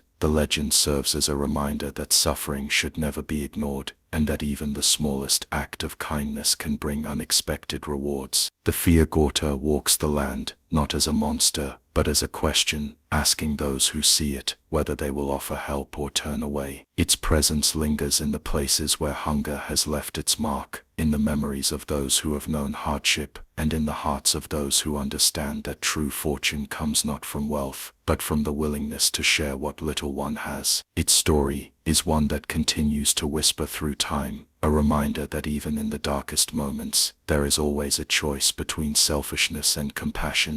The Dearg Due is one of the most haunting figures in Irish mythology, a creature that predates modern vampire legends and embodies both beauty and terror. Unlike the glamorous vampires of later European folklore, the Dearg Due is a spirit of vengeance, a being fueled by betrayal, suffering, and an insatiable hunger for the life force of the living. Her name means red blood sucker, a title that hints at the horror she brings to those unfortunate enough to cross her path. Unlike other supernatural beings tied to specific places or times, the Dearg Due does not wait for permission to act. She does not abide by the rules of the living or the dead. She rises when she chooses, taking what she needs and leaving destruction in her wake. The origins of the Dearg Due's legend are traced back to a tragic story of love, loss, and revenge. Long ago, there was a young woman known for her extraordinary beauty. She had golden hair that shone in the sunlight, and eyes that captured the hearts of all who looked upon her. Many sought her hand in marriage, but she was in love with a simple local man, a love that was pure and honest. However, her father saw only opportunity in her beauty. Greedy for wealth and power, he forced her into marriage with a cruel and wealthy nobleman, ignoring her pleas for mercy. Her new husband was a man without kindness, caring nothing for her beyond what she represented, a possession, a tool to strengthen his status. He was cold and abusive, keeping her locked away, draining her spirit day by day, until she was nothing more than a shadow of the vibrant woman she had once been. Trapped in a life she never chose, she withered under his control, her heart breaking with each passing day. Without hope, without love, she stopped eating, stopped fighting, and soon she died. Her family buried her in a small unmarked grave. Her story seemingly ended in silence and sorrow, but death was not the end for her. The pain and rage that consumed her in life did not fade in the afterlife. Instead, they transformed her, turning her into something unnatural. She rose from the grave on the anniversary of her death, her heart no longer one of love, but of vengeance. She had been robbed of happiness in life, but in death, she would take something back. The first to die was her husband. She visited him in the dead of night, her beauty undiminished, but now carrying a darker allure. He did not recognize the horror before him until it was too late. She drained him of his blood, watching as he withered, just as she had in life, until he was nothing but a lifeless husk. His wealth, his cruelty, his power, none of it had saved him. But her hunger was not satisfied. She returned to her father, the man who had sold her into misery, and took his life just as mercilessly as he had stolen hers. The Dearg Due does not rest, nor does she remain tied to the place of her death. Unlike ghosts that haunt a single location, she is a wanderer, drawn to places of sorrow and despair. She seeks out those who remind her of herself, those who are trapped, suffering, and powerless. Some say she lures men into her grasp by appearing as a beautiful woman, whispering to them in the darkness, promising love and desire. They follow willingly, unaware that they are walking to their doom. Others say she waits in graveyards and abandoned places, watching for those who walk alone at night, striking before they even realize what has happened.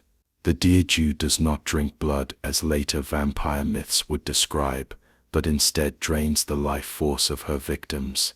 Some say she leaves behind bodies that look untouched, as if the person simply stopped living, while others claim her victims are found pale and shriveled, as though something unnatural had stolen their essence. She does not turn others into creatures like herself, nor does she create a coven or a family. She is solitary, bound only by her own hunger and the endless cycle of vengeance that drives her. Unlike other supernatural creatures in Irish folklore, the Dearg Due cannot be reasoned with or tricked. She does not bargain like the fairies, nor does she abide by the traditions of other spirits. She does not follow rules or answer to any greater power. She is what she is, an unrelenting force of retribution, rising time and again, to remind the world of the cruelty it once inflicted upon her. Though the legend is ancient, belief in the Dearg Due has not entirely faded. Some say that she still rises on certain nights, particularly around Salmon, when the veil between the living and the dead is at its thinnest. There are villages in Ireland where her story is still whispered, where people avoid certain graveyards after dark, and where young men are warned not to follow strange women who appear suddenly in the night. Some claim that her grave still exists, an unmarked site that holds the last remnants of her mortal life. According to legend, the only way to keep her from rising is to place a pile of stones upon her burial site, weighing her down so that she cannot escape. Even today, there are places where such stones remain, carefully maintained by those who remember the old stories, those who believe that if they are removed, the Dearg Due will once again walk the earth.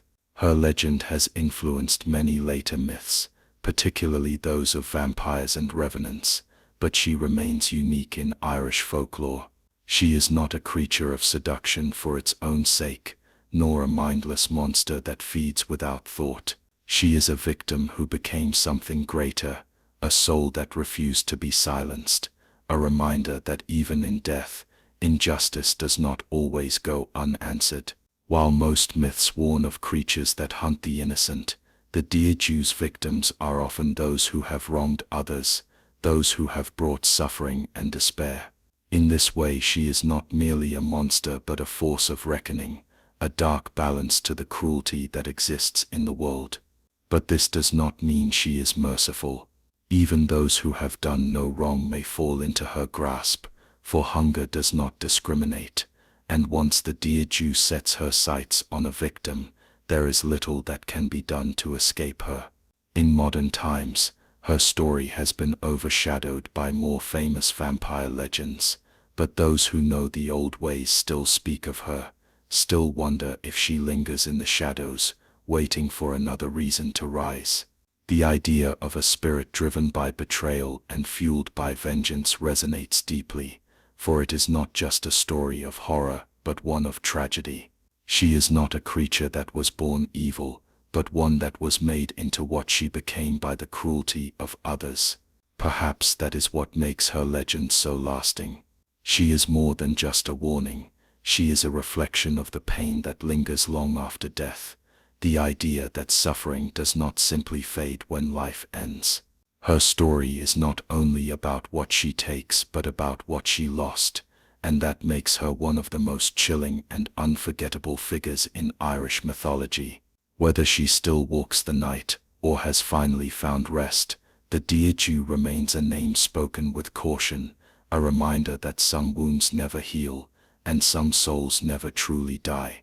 The Dobhar-chú is one of the most feared creatures in Irish mythology, a beast that is said to lurk beneath the surface of lakes and rivers, waiting for the perfect moment to strike. Sometimes called the water hound or the king otter, it is a creature that has inspired terror for generations, a predator unlike anything found in the natural world. Unlike many mythological beings that exist as mere shadows of the past, the Dobhar-chú has persisted in local folklore, with stories of encounters stretching far beyond ancient times. It is not just a legend whispered by the old.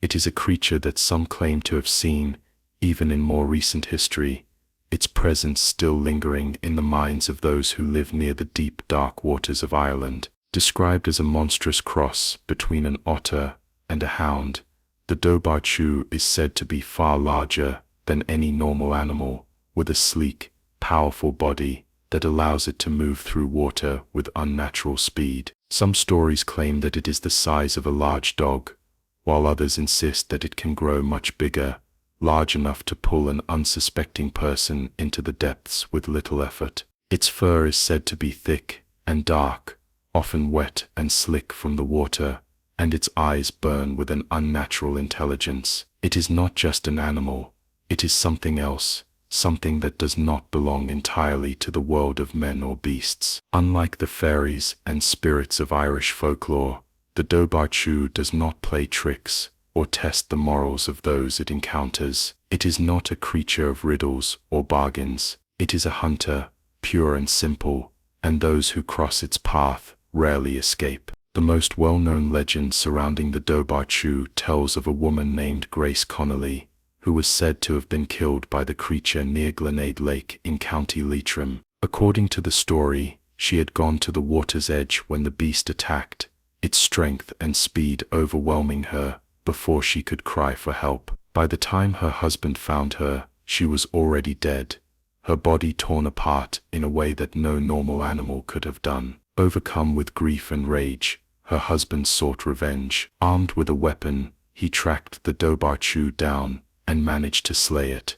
But as the creature let out its dying breath, it released a sound unlike anything he had ever heard. It was not a scream of pain but a call, a message sent through the air, reaching something beyond his sight. Moments later, another Dobhar-chú emerged from the water, even larger and more fearsome than the first. The husband barely had time to react before it lunged, its fury unmatched. He fought with everything he had, knowing that if he failed, he would meet the same fate as his wife. In the end, with sheer determination and the help of others, he managed to kill the second beast, but the encounter left him forever haunted by what he had seen. The grave of Grace Connolly still exists, her tombstone featuring an eerie carving of the Dobhar-chú, a lasting reminder of the terror that once stalked the waters of Glenade Lake. Some believe that the story is more than just a myth, that something real lurked in those waters,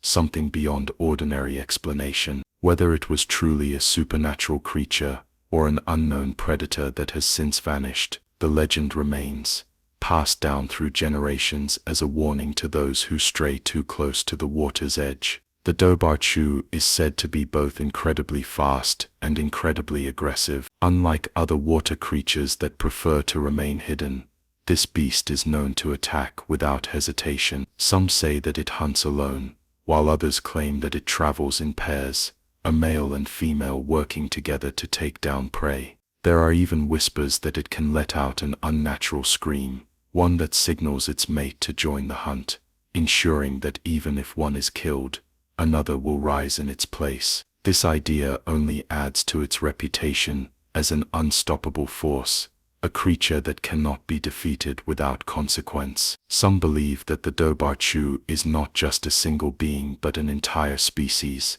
hiding beneath the lakes of Ireland, waiting for the right moment to strike. The country is filled with deep, mysterious bodies of water, places that have never been fully explored, where the depths hold secrets that may never be uncovered. While other lake monsters, such as the famous Nessie of Scotland, are often seen as elusive and mysterious, the Dobhar-chú is something else entirely. It does not hide in the shadows, waiting to be glimpsed by passing eyes. It is a killer, and those who encounter it rarely live to tell the tale. There are those who have speculated that the Dobhar-chú might have once been based on a real animal, perhaps a now extinct predator that roamed the waterways of ancient Ireland. Some point to the idea of oversized otters or ancient creatures that survived in the deep forgotten places of the world, emerging only when disturbed. Others believe that it is something supernatural, a being that exists outside of time, appearing when the balance between the natural and the unnatural is broken. Sightings of the creature have been reported in various lakes and rivers across Ireland, though they are rare and often dismissed as mere folklore. Some fishermen have claimed to see shapes moving beneath the water, faster than any normal animal should be able to swim. Others tell of hearing strange cries at night, sounds that do not belong to any known creature. Whether these are merely the echoes of an old legend, or signs that something still lurks beneath the surface, the fear remains, embedded in the culture and history of the land. Despite the passage of time, the story of the Dobhar-chú has not faded. It continues to be told in hushed tones, a reminder that there are still mysteries in the world, still places where the wild and untamed reign. Whether it is real or not, the fear it inspires is undeniable. It is a creature that does not fit neatly into the realm of myth or reality, existing in the space between, where legends are born and nightmares take shape. Some believe that the Dobhar-chú is still out there, waiting in the depths, unseen, but never truly gone. The lakes of Ireland remain dark and deep, their waters hiding secrets that may never be revealed. Whether the creature is a relic of the past, a warning of the unknown, or something more than human understanding can grasp, one thing is certain: the story of the Dobhar-chú is not one that will be easily forgotten. As long as the lakes remain, as long as the water flows, the legend will endure, waiting for the next unsuspecting soul to step too close and discover the truth for themselves. The Sluagh is one of the most terrifying entities in Irish mythology, a force of darkness that moves unseen through the night, searching for souls to claim. Unlike ghosts that linger for personal reasons, or spirits that serve a specific purpose, the Sluagh is a collective, a host of the damned, a gathering of the restless dead that never find peace. They are not simply lost spirits, but something far worse, a cursed legion that exists in eternal torment, bound to the world of the living, long after their bodies have decayed. Their name means host or horde, and that is exactly what they are, a swarm of malevolent souls, cursed to wander endlessly, taking the living with them whenever they can. The Sluagh is often described as a dark cloud, a writhing mass of shadow that moves through the sky like a flock of crows. Some say they take the form of twisted, winged creatures, neither human nor animal, their bodies skeletal, their eyes burning with a cold, lifeless glow. Others claim they are unseen, felt only as a sudden gust of wind, a whisper that makes the skin crawl, a presence that drains the warmth from the air. Whatever their form, they are always moving, never resting, never satisfied. The origins of the Sluagh are as grim as the stories told about them. It is said that these spirits were once human, but in life they committed terrible acts, betraying their families,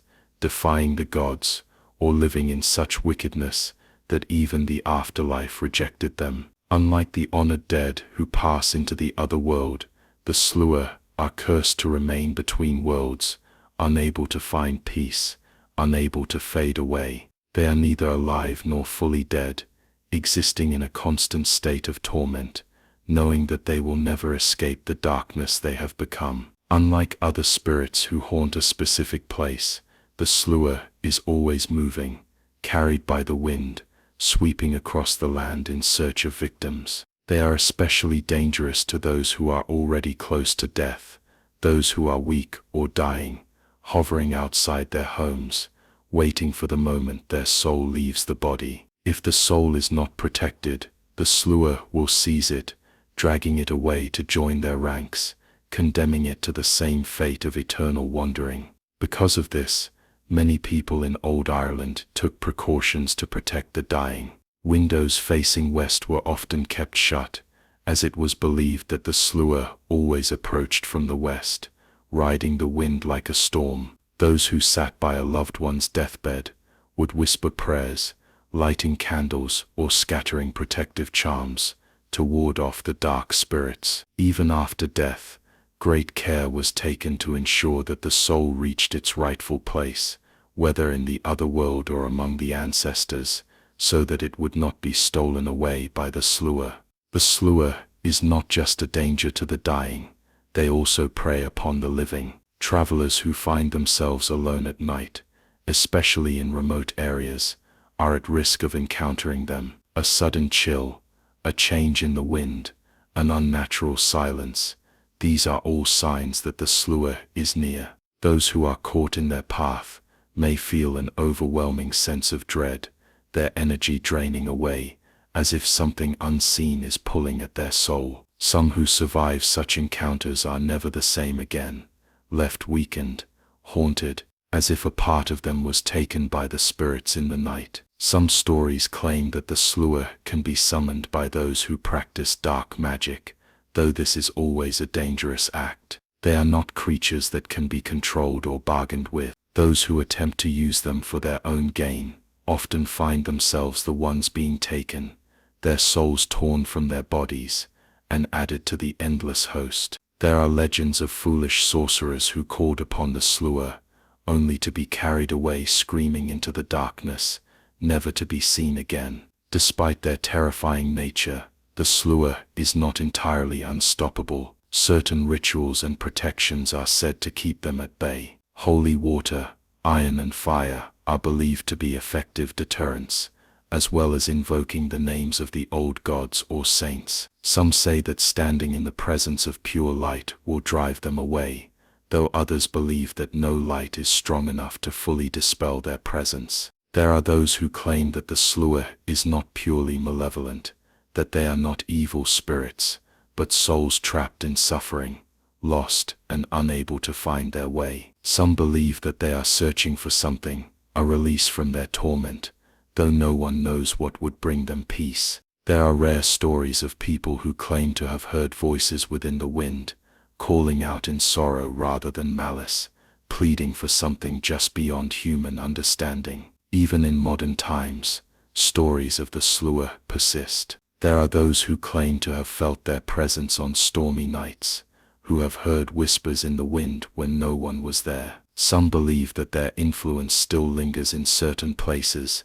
that the land itself remembers the passage of these cursed souls. Though few truly believe in them, as they once did, there is still an instinctive fear, an unease that comes with the idea of wandering spirits that never rest. The Sluagh is a reminder of the darker side of the afterlife, the fear that not all souls find peace, that some are doomed to an eternity of suffering. Whether as a warning against a wicked life, a story to explain the unexplainable, or a reflection of the fears of the unknown, the legend endures. It is whispered in the wind, carried through the night, always moving, just as the Sluagh itself never stops, never fades, never lets go of the souls it has claimed. Abhartach is one of the most terrifying and enigmatic figures in Irish mythology, a creature whose legend predates many of the most famous vampire tales in the world. Unlike the noble, seductive vampires of later European folklore,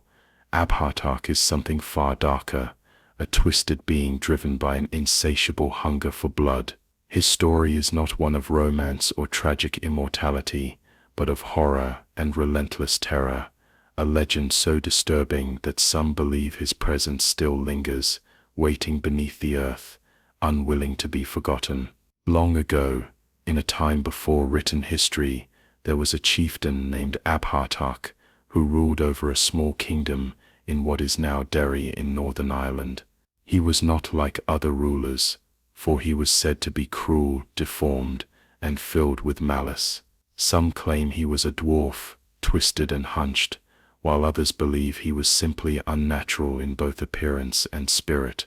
He was feared by his people, not just for his wickedness, but for his knowledge of dark magic, a power that set him apart and made him even more dangerous. Despite his magic, Abhartach's cruelty led to his downfall. His people could no longer bear his rule, and they sought help from a neighboring chieftain, a warrior who was known for his strength and honor. This rival accepted the challenge and rode into Abhartach's lands, facing him in battle. With a swift strike, the wicked chieftain was slain, his body falling lifeless to the ground. His people rejoiced, believing that they were finally free from his reign of terror. They buried him in the earth, sealing his grave as was customary, and for a moment peace returned, but that peace did not last. The very next day, Abhartach returned, walking among his people as if he had never died.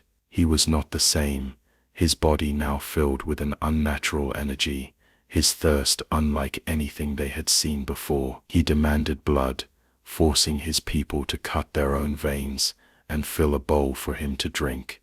Those who refused did not live to see another sunrise.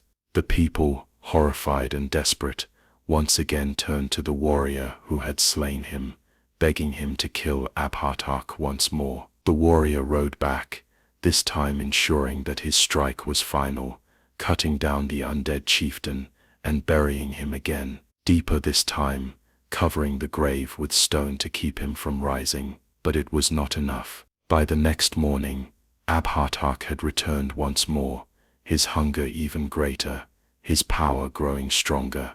No weapon seemed to stop him, no grave could hold him, and his people began to believe that they would never be rid of him. Desperate, the warrior sought the counsel of a druid, an ancient seer who knew the secrets of the world beyond life. It was then that the truth was revealed.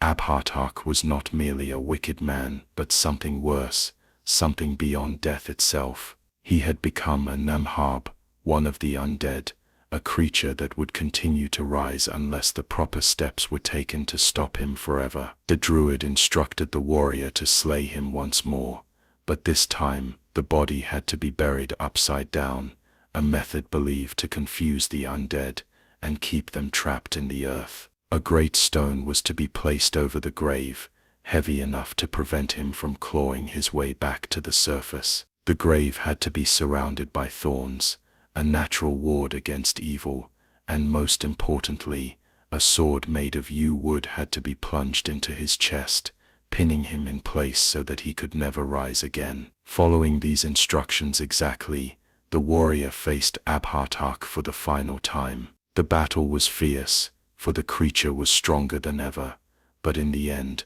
the warrior prevailed, driving the yew blade into his chest and sealing him beneath the earth. The grave was made as the druid instructed, and at last, Abhartach did not return. His name faded into legend, whispered only in warnings, a tale of what happens when dark magic is left unchecked. But even centuries later, there are those who believe that Abhartach is not truly gone. His grave, marked by a great stone in the townland of Sluagh, still exists, a place avoided by many. The stone is known as the Giant's Grave, though those who know the old stories understand that it is not a giant who lies beneath it. Some say that the land around the grave is cursed, that crops refuse to grow, that animals avoid it, sensing something unnatural still lingering beneath. Others claim that strange occurrences have taken place there, whispers in the wind, shadows moving when no one is near.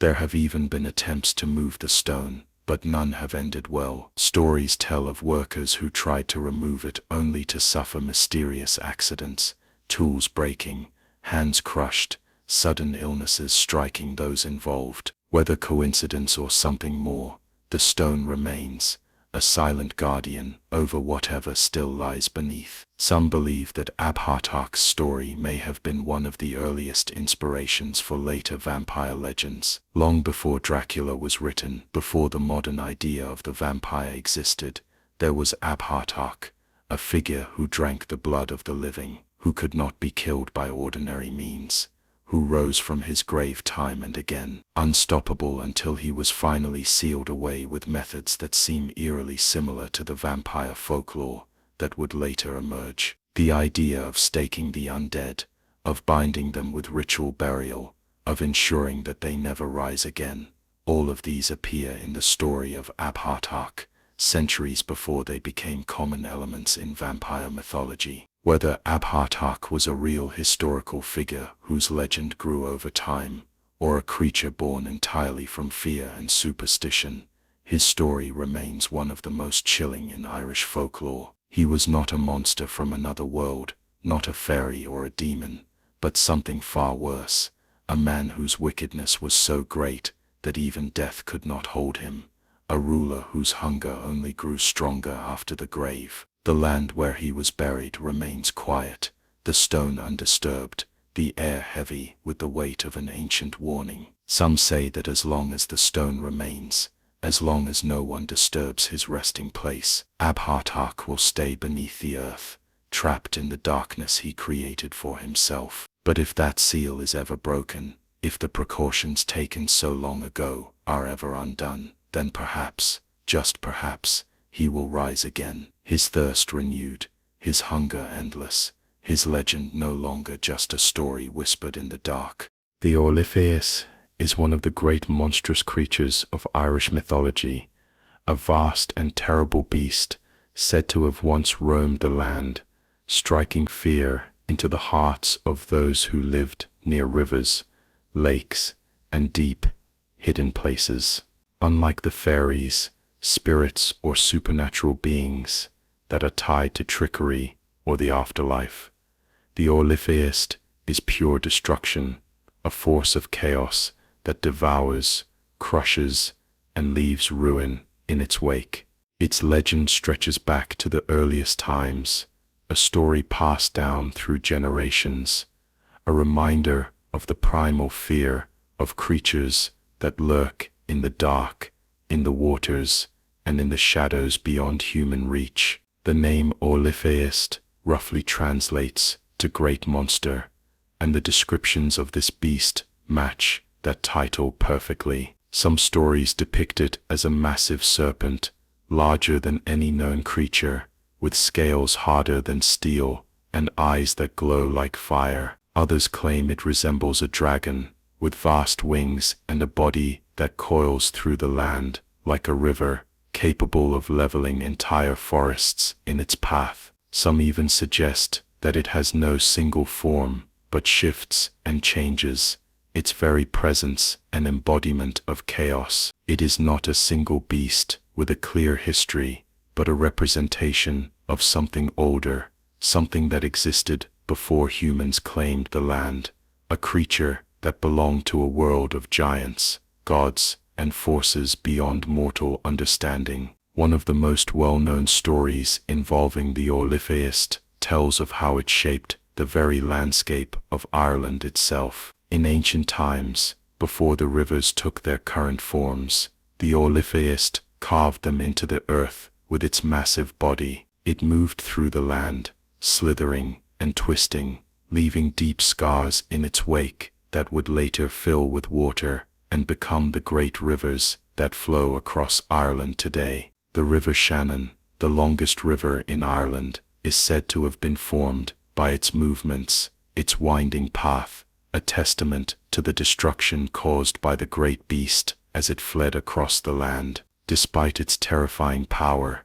the Oilliphéist was not an unstoppable force. According to legend, its reign of terror was eventually brought to an end, though the details of how this happened vary. Some stories claim that the beast was slain by a great hero, a warrior blessed with divine strength, who faced the monster in single combat and struck it down. Others suggest that it was not a human who defeated it, but the influence of Saint Patrick himself, who drove the serpents and dragons from Ireland with his holy power, forcing the Oilliphéist into hiding or banishing it to the depths where it could no longer threaten the land. There are whispers that the Oilliphéist may not have been entirely defeated, that it merely sleeps, waiting for the right moment to rise again. Some claim that deep beneath the lakes of Ireland, in the darkest caverns and the most ancient places, there are still traces of the great beast. The unexplored depths of Lough Derg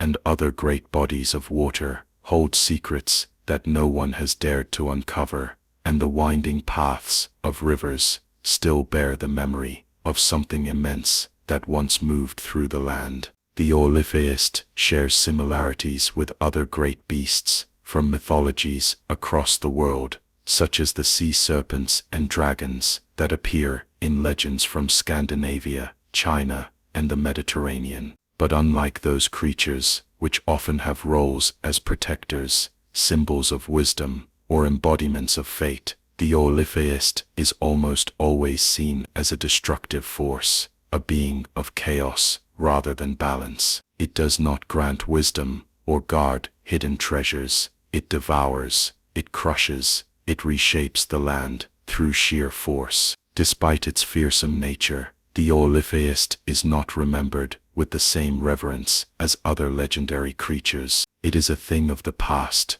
a relic of a wilder, more untamed Ireland. But there are still those who believe that its presence can be felt, that in certain places where the land feels strange, where the rivers twist in unnatural patterns, where the air carries an ancient weight, the echo of the great beast still lingers. Some fishermen speak of disturbances in the water, massive waves that appear with no clear cause, shadows beneath the surface that do not match the movements of any known animal. Others claim to hear deep, rumbling sounds in the earth, as if something immense is shifting far below. Whether these are merely natural occurrences or something more, the stories persist, passed down in quiet voices, in old warnings, in the understanding that some forces are never truly gone. The Oilliphéist is more than just a creature, it is a legend woven into the land itself. Its presence is in the rivers, in the lakes, in the deep places where humans fear to tread. It represents the power of nature, the raw, uncontrollable force that existed long before cities, long before names were given to places, long before humans believed they ruled the world. It is a reminder that there are things beyond understanding, things that cannot be tamed, things that do not belong to the order of men. Even if the great beast never rises again, even if it remains only a story, its influence remains. Every time the rivers swell beyond their banks, every time a storm tears through the land, every time the ground trembles, as if something vast is shifting below, there will always be those who wonder if the Oilliphéist is truly gone, or if it is merely waiting, watching, its great body coiled in the unseen depths, ready to move again. The fetch is one of the most eerie and unsettling creatures in Irish mythology, a supernatural omen that carries an unspoken warning. Unlike malevolent spirits that seek to cause harm, or mischievous fairies that revel in trickery, the fetch does not attack, nor does it interact with the living in any meaningful way. It is not there to haunt or torment, but to signify that something is about to change, that a threshold is about to be crossed, that the veil between life and death is thinner than it seems.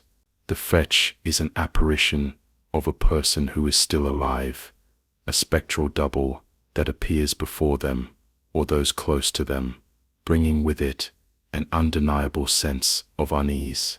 The sighting of a fetch is a sign, a quiet yet terrifying moment that tells of an impending death. The appearance is fleeting, just a glimpse at the edge of one's vision, a momentary glance at a reflection that should not be there, a shadow that moves when nothing else does. It is never loud, never forceful, never aggressive. It does not need to be. Its presence alone is enough to send chills down the spine of those who encounter it. Most often, a fetch appears to the person it resembles, standing at a distance, watching in silence before fading away. Some see it in a mirror or a window, catching their own reflection where no reflection should be. Others see it walking ahead of them, following the same path, but just out of reach, like a distorted version of themselves that exists just beyond the real world. The most unsettling encounters happen when someone else sees the fetch, believing it to be the person it represents, only to later realize that the real person was elsewhere at the time. This moment of realization, the understanding that what was seen was not truly there, is what sets the fetch apart from mere hallucination or confusion. The nature of the fetch is difficult to define. Some believe it to be an omen sent by the other world, a warning from forces beyond human comprehension. Others think it is a manifestation of the soul, stepping beyond the body for just a moment, revealing itself in the place where death is already beginning to cast its shadow. Some even speculate that it is a kind of guardian spirit, not bringing death, but preparing those who see it for what is to come, giving them time to say their goodbyes, to put their affairs in order before their fate is sealed.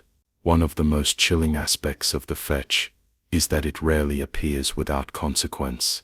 Those who see it know that something is about to happen, though they do not always know when. In some cases, death comes quickly, within hours or days of the sighting. In others, the fetch appears long before the moment arrives, lingering in the background as a silent reminder that time is running out. There are stories of people who saw their own fetch as children, only to die under mysterious circumstances years later, as if the vision had been waiting all along for the right moment to take effect. Unlike the banshee, which is tied to specific families and wails as a harbinger of death, the fetch makes no sound. It does not cry, it does not speak, it does not make itself known in any way other than being seen. It is not bound to lineage or bloodline, appearing to anyone, regardless of status, family, or place in society. It can appear to the poor as easily as the rich, to the young as easily as the old. Death does not discriminate, and neither does the fetch. There are rare instances in which a fetch is seen, but the expected death does not occur. These cases are often viewed as moments where fate was altered, where a person somehow escaped what should have been their end. Some believe that the fetch does not guarantee death, but merely signals the possibility of it, a crossroads where a different choice, a different action, might change the outcome. But such stories are few, and most who see their fetch understand that their time is limited, that the appearance is not a warning to be ignored, but a truth to be accepted. Despite its eerie nature, the fetch is not necessarily seen as an evil entity. It does not cause death, nor does it seek to harm those who see it. It is simply a reflection of what is already coming, a brief and fleeting glimpse into the future that cannot be avoided. It does not choose who it appears to, nor does it seem to follow any logic that humans can understand. It simply appears when it is meant to, when the time is right, when the veil is thin enough for the truth to slip through. There are those who claim to have seen fetches in modern times, though such stories are often dismissed as hallucinations or tricks of the mind. A person catching sight of themselves in a place they have not yet reached, a shadow moving just ahead on an empty street, an unexpected reflection in a window at the wrong moment. All of these things might be explained away, but those who know the old stories understand that the fetch does not care for explanations. It appears as it always has, as it always will, in moments of quiet terror that linger long after it has vanished. Some who have seen their fetch refuse to speak of it, fearing that acknowledging it will bring their fate closer. Others treat it as a certainty, a sign that the end is near, and that there is nothing left to do but wait. There are even those who believe that the fetch is not just a vision, but a part of themselves, a piece of their soul breaking free for just a moment, before it is lost forever. The fetch is a reminder of mortality, of the thin line between life and death, of the moments when the unseen world brushes against the one we know. It does not shout, it does not rage, it does not demand. It simply watches, waits, and leaves behind only the cold certainty that nothing lasts forever. Whether it is an omen, a soul, or something beyond understanding, its presence is undeniable, its legend unshaken by time. The fetch does not need to be believed in to exist. It simply does, and those who see it will always remember the moment when they caught sight of something that should not have been there, a glimpse of what was coming, a shadow of the inevitable. The Dearg is one of the most unsettling creatures in Irish mythology, a figure that walks the fine line between humor and horror. Unlike the malevolent spirits that lurk in the darkness, or the mischievous fairies that delight in tricks, the Dearg thrives in a world of unsettling pranks, twisted games, and unpredictable encounters. He is not a force of outright destruction, but neither is he a creature of kindness. His presence brings both laughter and dread, for while his tricks may amuse, they often leave those who cross his path questioning whether they have escaped unharmed or have unknowingly sealed their own fate. The name Dearg translates to red man, and it is said that he dresses in ragged red clothing, a detail that immediately sets him apart from the other creatures of the fairy world.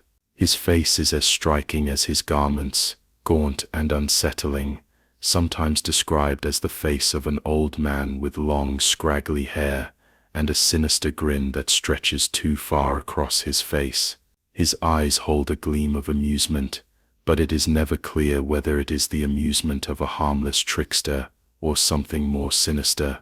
He is small, like most fairies, but his presence is far larger than his size, and those who see him never forget the encounter.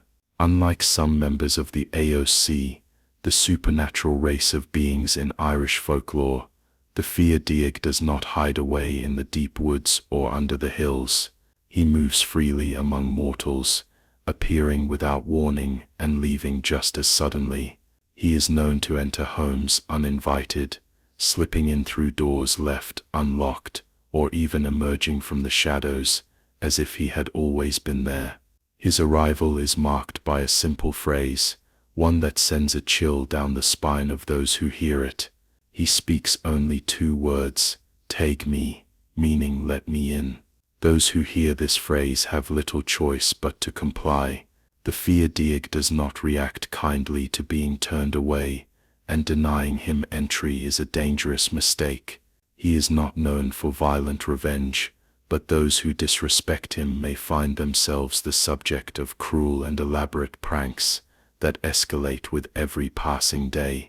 Livestock may go missing, food may spoil overnight, eerie laughter may echo through the house when no one is there.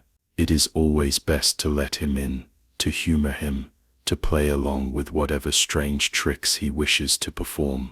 Once inside, he may choose to engage in games, tell bizarre stories, or simply watch in silence as those around him attempt to pretend that nothing is wrong.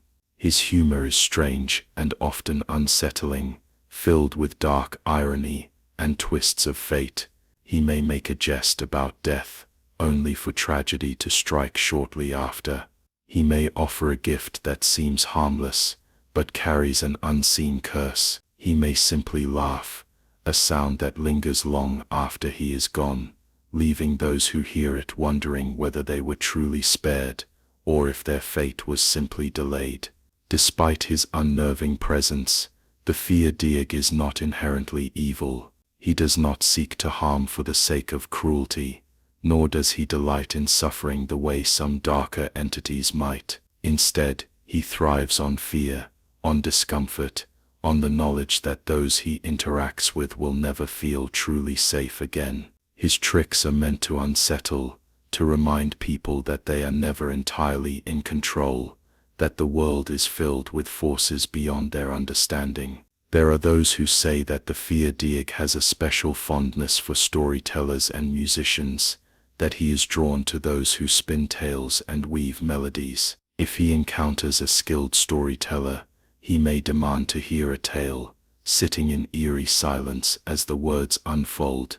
But if the story does not please him, if it lacks imagination, or fails to hold his interest, he may respond in ways that are less than pleasant. Some claim that those who bore him may find themselves lost in their own stories, trapped in strange dreams that never seem to end. Others say that he rewards those who entertain him, offering gifts of silver or granting them a single wish, though whether the wish is granted in the way they intended is another matter entirely. The Dearg is also known for his peculiar fascination with nightmares. He does not create them himself, but he is said to enjoy watching them unfold, stepping into the dreams of those who are unlucky enough to attract his attention. Some claim that he feeds on fear, not by causing harm, but by observing, by lingering in the corners of the mind where nightmares are born. Those who wake to find a shadowy figure at the edge of their vision,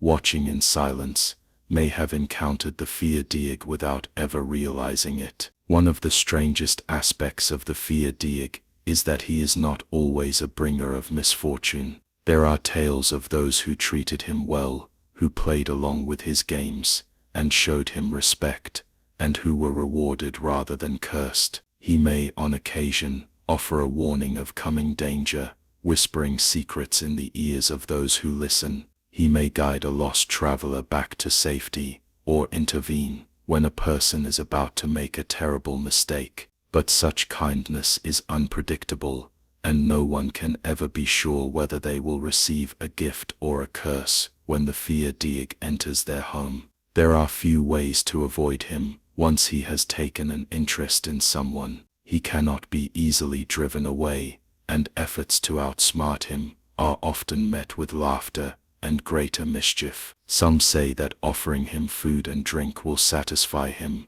that showing hospitality will keep him from playing his cruelest tricks. Others believe that speaking his name too often, acknowledging him too directly, will only make him more likely to appear. There are even whispers that he can be summoned by those who wish to test their fate, though few are foolish enough to try. In modern times, the legend of the Dearg has not entirely faded. Though he is not as well known as some of the grander figures of Irish mythology, his presence lingers in stories passed down through generations. Those who live in the countryside, in places where the night is long, and the wind carries strange whispers, still tell of the red-cloaked figure who appears at the door, of the laughter that has no source, of the feeling that someone is watching, even when no one is there. Unlike many creatures of folklore, the Dearg does not fit neatly into the role of hero or villain. He is a reminder that the world is not always logical, that not every force can be understood or controlled. He thrives in the space between humor and horror, between the known and the unknown, between what is real and what is imagined. Those who meet him may never fully understand whether they were blessed or cursed, whether they were lucky to survive or unfortunate to have been noticed in the first place. And so the Dearg remains, a figure wrapped in red, stepping in and out of the world of men as he pleases, forever laughing, forever watching, forever waiting for the next unwitting soul to open their door and hear the words that cannot be ignored. Take me, let me in. The Glas Gaibhnenn is one of the most intriguing creatures in Irish mythology, a being that does not embody terror or trickery, but instead represents prosperity, abundance, and the deep connection between the land and those who work it. Unlike the malevolent spirits that haunt the lonely roads, or the mischievous fairies that delight in causing confusion, the Glas Gaibhnenn is a creature of immense value, a source of wealth and survival for those lucky enough to possess it. Yet, like many things in Irish legend, its presence is not without conflict, and those who sought to control it often found themselves caught in struggles that went far beyond mere ownership. The Glas Gaibhnenn is most commonly described as a mystical cow, unlike any ordinary beast found in the fields of men. Her hide was said to shimmer with a bluish-green tint, a sign of her supernatural nature, and her strength was unmatched by any creature of the mortal world. She was not an ordinary cow, but one that could provide an endless supply of milk, ensuring that no household or village that possessed her would ever go hungry. She was a gift from the other world, a being whose presence turned barren lands into places of plenty, whose milk was richer and more nourishing than any found among mortal cattle. Her origins are tied to the divine, and some claim she belonged to the Tuatha De Danann, the ancient and powerful race of gods and supernatural beings that ruled over Ireland before the arrival of mortals. Others say she was brought into the world by Gaibhnenn, the legendary smith of the Tuatha De Danann, whose mastery over metal and craft was unmatched. Gaibhnenn was not only a smith, but also a figure associated with protection and abundance, and the Glas Gaibhnenn was said to be his most treasured possession, a creature that ensured his household never lacked the essentials of life. Despite being a source of prosperity, the Glas Gaibhnenn's presence was often the cause of conflict. Many sought to claim her, understanding that whoever possessed such a creature would hold great power. She was not simply a beast of burden, but a symbol of control over the land, a source of wealth that could not be easily replaced. Tales of her capture and attempted theft fill Irish legend, with various figures seeking to take her for themselves, leading to battles, betrayals, and dramatic chases across the countryside. One of the most well-known stories associated with the Glas Gaibhnenn involves a young hero named Balor, though in some versions of the tale, it is a different figure who takes on the role of antagonist. Balor, known as the one-eyed giant of the Fomorians, was a figure of destruction and tyranny, a force that sought to dominate and oppress. He learned of the Glas Gaibhnenn and knew that with such a creature in his possession, he could secure his power and ensure that his people, the monstrous Fomorians, would never suffer famine or hardship. Determined to take the cow for himself, Balor devised a plan to steal her from Gaibhnenn, or the mortal family that had been entrusted with her care. The details of how he succeeded vary. Some say he used deception, others that he relied on brute force, but in every version of the story, the theft of the Glas Gaibhnenn led to a great pursuit, as those who had lost her sought to reclaim what had been taken. The chase across Ireland became the stuff of legend, with the landscape itself bearing the marks of the Glas Gaibhnenn's desperate flight. Some say that the rivers and valleys of Ireland were formed by her hooves, that as she ran, the land shifted beneath her, creating the deep cuts and ridges that would later become the natural features of the island. Her movements were so swift and powerful that even the hills seemed to rise and fall in response, shaping the very foundation of the world around her. In some versions of the legend, the Glas Gaibhnenn was eventually recovered, returned to those who had lost her, ensuring that her blessings would not be hoarded by tyrants or those unworthy of her gifts. In others, she remained out of reach, taken beyond the grasp of those who sought to reclaim her, a reminder that even the greatest treasures can be lost if they are not protected. Some say she was hidden away, placed beyond the reach of mortals, so that no one could claim her as their own again. The story of the Glas Gaibhnenn is deeply connected to the importance of cattle in Irish culture. In ancient Ireland, cows were not merely livestock, they were a measure of wealth, a source of survival, and a key part of the economy. A man's status was often determined by the number of cattle he owned, and disputes over cattle were common, sometimes leading to full-scale wars between rival clans. The legendary Tanbo Cuailnge, or Cattle Raid of Cuailnge, is one of the most famous Irish epics, centered around the theft of a prized bull, further emphasizing how deeply cattle were tied to power and prestige. But the Glas Gaibhnenn was not just any cow, she was the ultimate symbol of prosperity, a creature that ensured endless sustenance. Her legend speaks to the human desire for abundance and security, the dream of a world where hunger and need do not exist. Yet her story is also a warning, a reminder that greed can lead to conflict, that those who seek to take what is not theirs may find themselves caught in struggles far beyond their control. Even in modern times, the story of the Glas Gaibhnenn lingers, her presence felt in the deep connection between Ireland's land, its history, and its people. The rolling green fields that stretch across the island, the rivers that carve through the countryside, the ancient stones that stand as silent witnesses to the past.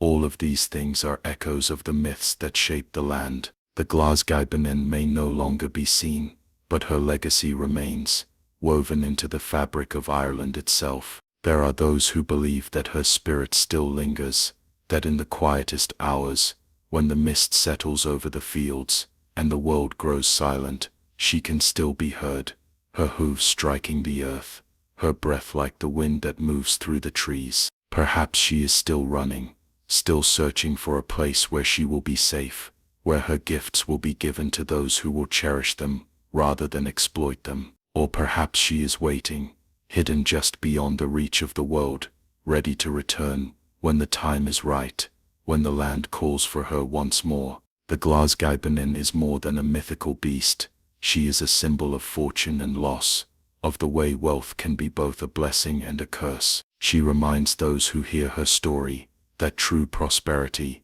is not found in hoarding riches, but in the ability to provide for others, to share the abundance of the land, without falling into greed. She is a creature of legend, yet her message remains as relevant as ever, a lesson passed down through generations, a story that continues to shape the way people see the land they call home.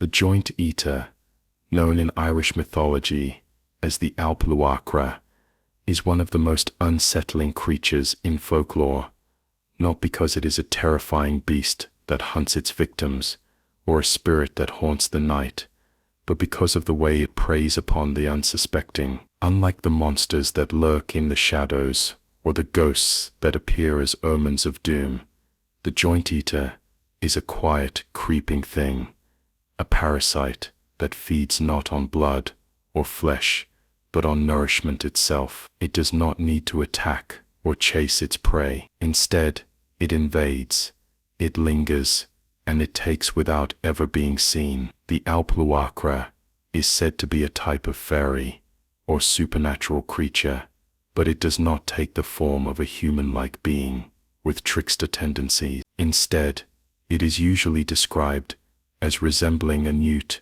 or a lizard, small, slimy, and unassuming. Its appearance is not what makes it dangerous, it is what it does that makes it so feared. The joint eater is not a creature that strikes with claws or fangs, but with a far more insidious method of feeding. It does not hunt in the traditional sense, nor does it need to harm its victims directly. Instead, it waits. The most well-known way that the joint eater takes hold of its victim is through food. If a person falls asleep near a stream or a body of water, especially if they do so with their mouth slightly open, the Sluagh is said to slip inside, making its way down into the stomach, where it will begin its slow, invisible attack. It does not kill its host, nor does it cause immediate pain. Instead, it eats alongside them, feeding off the nourishment of every meal they consume. The person will continue to eat as they always have,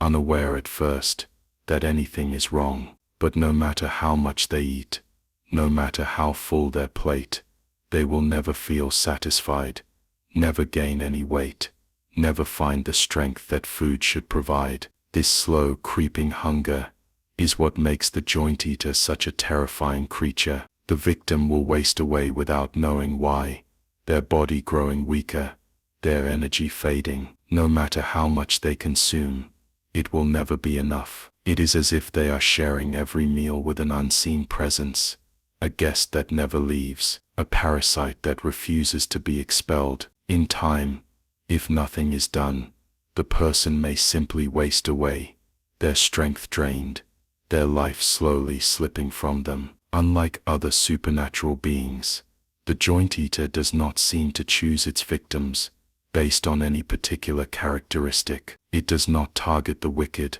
or the foolish, nor does it punish those who break taboos or anger the fairy folk. It is simply an opportunist, a creature that exists to feed, that takes what it needs, without concern for those it harms. It does not leave signs of its presence beyond the wasting effect it has on its host, making it one of the most difficult creatures to detect or fight. Despite its disturbing nature, There are ways to rid oneself of a joint eater, though they are not simple. The most well-known method is one that requires both patience and courage. A person afflicted by the Alpluacra must consume an excessive amount of salted meat, but must not drink any water afterward. The intense thirst that follows is what draws the creature out, for the joint eater cannot resist the call of water any more than it can resist food. Once the thirst becomes unbearable, the afflicted person must make their way to a river, a lake, or any natural body of water, and lie beside it with their mouth open. The creature, desperate to quench its thirst, will then crawl out of the person's stomach and slip back into the water, leaving its host free at last. The idea of a creature that feeds unnoticed, that takes without being seen, is one that lingers in the imagination. In older times, when sudden illness or unexplained weakness struck, stories of the joint eater might have been used to explain why some people wasted away without clear reason. The fear of being drained by something invisible, something that steals life slowly, rather than all at once, is a fear that extends far beyond folklore. The joint eater represents a deeper anxiety, the idea that something could be wrong, something unseen could be taking away health and strength, and no one would know until it was too late. Though the story of the joint eater is not as well known as some of the grander legends of Irish mythology, it has survived in whispers, in warnings passed down through generations. There are still those who speak of it in hushed tones, who remember the tales told by their ancestors about the dangers of sleeping near water, about the strange illnesses that seemed to have no cause, about the hunger that never ended, no matter how much was eaten. In modern times, the story of the joint eater has taken on new meanings, sometimes interpreted as a metaphor for unseen forces that drain a person's energy, whether physical, emotional, or even spiritual. Some have drawn comparisons between the legend and modern concepts of exhaustion, depression, or unseen illnesses that sap a person's strength without clear explanation. The idea of a creature that takes without being noticed,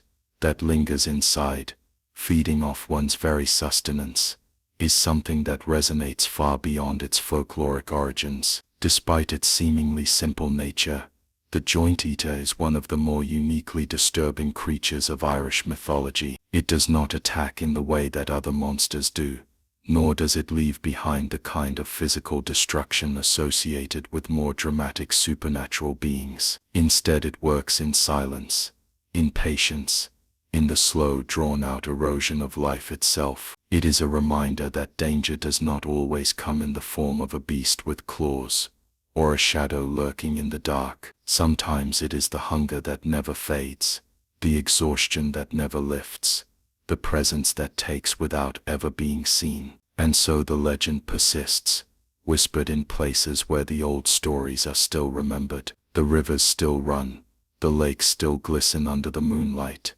and the warning remains: never sleep near the water with your mouth open, for if you do, you may find yourself waking up with an unseen guest, a presence that will never leave until it has taken everything you have to give. The will-o'-the-wisp is one of the most mysterious and unsettling creatures in Irish mythology, a flickering light that appears in the darkness, guiding travelers toward paths unknown. Unlike the monsters that hunt in the night, or the spirits that linger with intent, the will-o'-the-wisp does not always act out of malice. It does not strike with claws or chase its victims down winding roads. Instead, it lures, it deceives, it tempts. The danger it presents is not one of immediate attack, but of slow realization, of finding oneself lost, wandering deeper into the unknown, with no way back. The lights are said to appear in bogs, marshlands, and lonely roads, glowing with an otherworldly shimmer, floating just beyond reach. Some say they move like fireflies, drifting and flickering as though carried by an invisible breeze. Others claim they dance in the air like tiny lanterns, hovering above the ground, waiting for someone to follow. No two stories describe them exactly the same, yet the warnings remain consistent. Do not follow them, do not trust them, do not let them lead you astray. Many legends surround the origins of the Will-o'-the-Wisp, each offering a different explanation for their existence. Some believe they are the spirits of the dead, souls who cannot rest, bound to the earth by unfinished business, or cursed to wander for eternity. Others claim they are fairies, mischievous and cruel, delighting in leading travelers to their doom. There are even those who insist that they are neither spirit nor fae, but something older, something beyond human understanding, a force of nature that does not care whether those who follow it find their way home or disappear forever. One of the most well-known beliefs is that the Will-o'-the-Wisp is the soul of a wicked man, cursed to roam the earth as punishment for his misdeeds. In this version of the tale, the man was a deceiver in life, a trickster who led others astray, causing them to lose their way, to suffer for his amusement. When he died, he was denied entry to both heaven and hell, forced instead to wander endlessly, his soul reduced to a flickering flame. Unable to rest, he continues his deception even in death, leading the unwary into the depths of the bogs, watching as they stumble and sink, never to be seen again. There are stories of those who have tried to catch a will-o'-the-wisp, believing that if they could trap the light, they would gain some form of power or knowledge. Some claim that holding one in a lantern would grant wisdom beyond mortal comprehension, that the flame of the will-o'-the-wisp contains secrets hidden from the living. But no one who has ever attempted such a thing has succeeded. The light always slips away at the last moment, vanishing just as it seems within reach, leaving the seeker standing alone in the dark, more lost than before. The will-o'-the-wisp is most often associated with danger, but not all encounters with it end in disaster. Some tales speak of lights that guide lost travelers home, appearing just long enough to lead them to safety, before fading into the night. In these stories, the lights are not malevolent, but protective, spirits that wish to help rather than harm. But even in these cases, the lights remain unpredictable, and no one can say for certain whether the one they follow will be a guardian or a trickster until it is too late. Despite being a legend from ancient times, sightings of strange lights in the wilderness continue to this day. Many have tried to explain them scientifically, suggesting that they are caused by the natural gases of the bogs igniting in the night, creating an illusion of floating flames. Others believe they are simply tricks of the eye, illusions created by the darkness and the mind's tendency to see patterns in the unknown.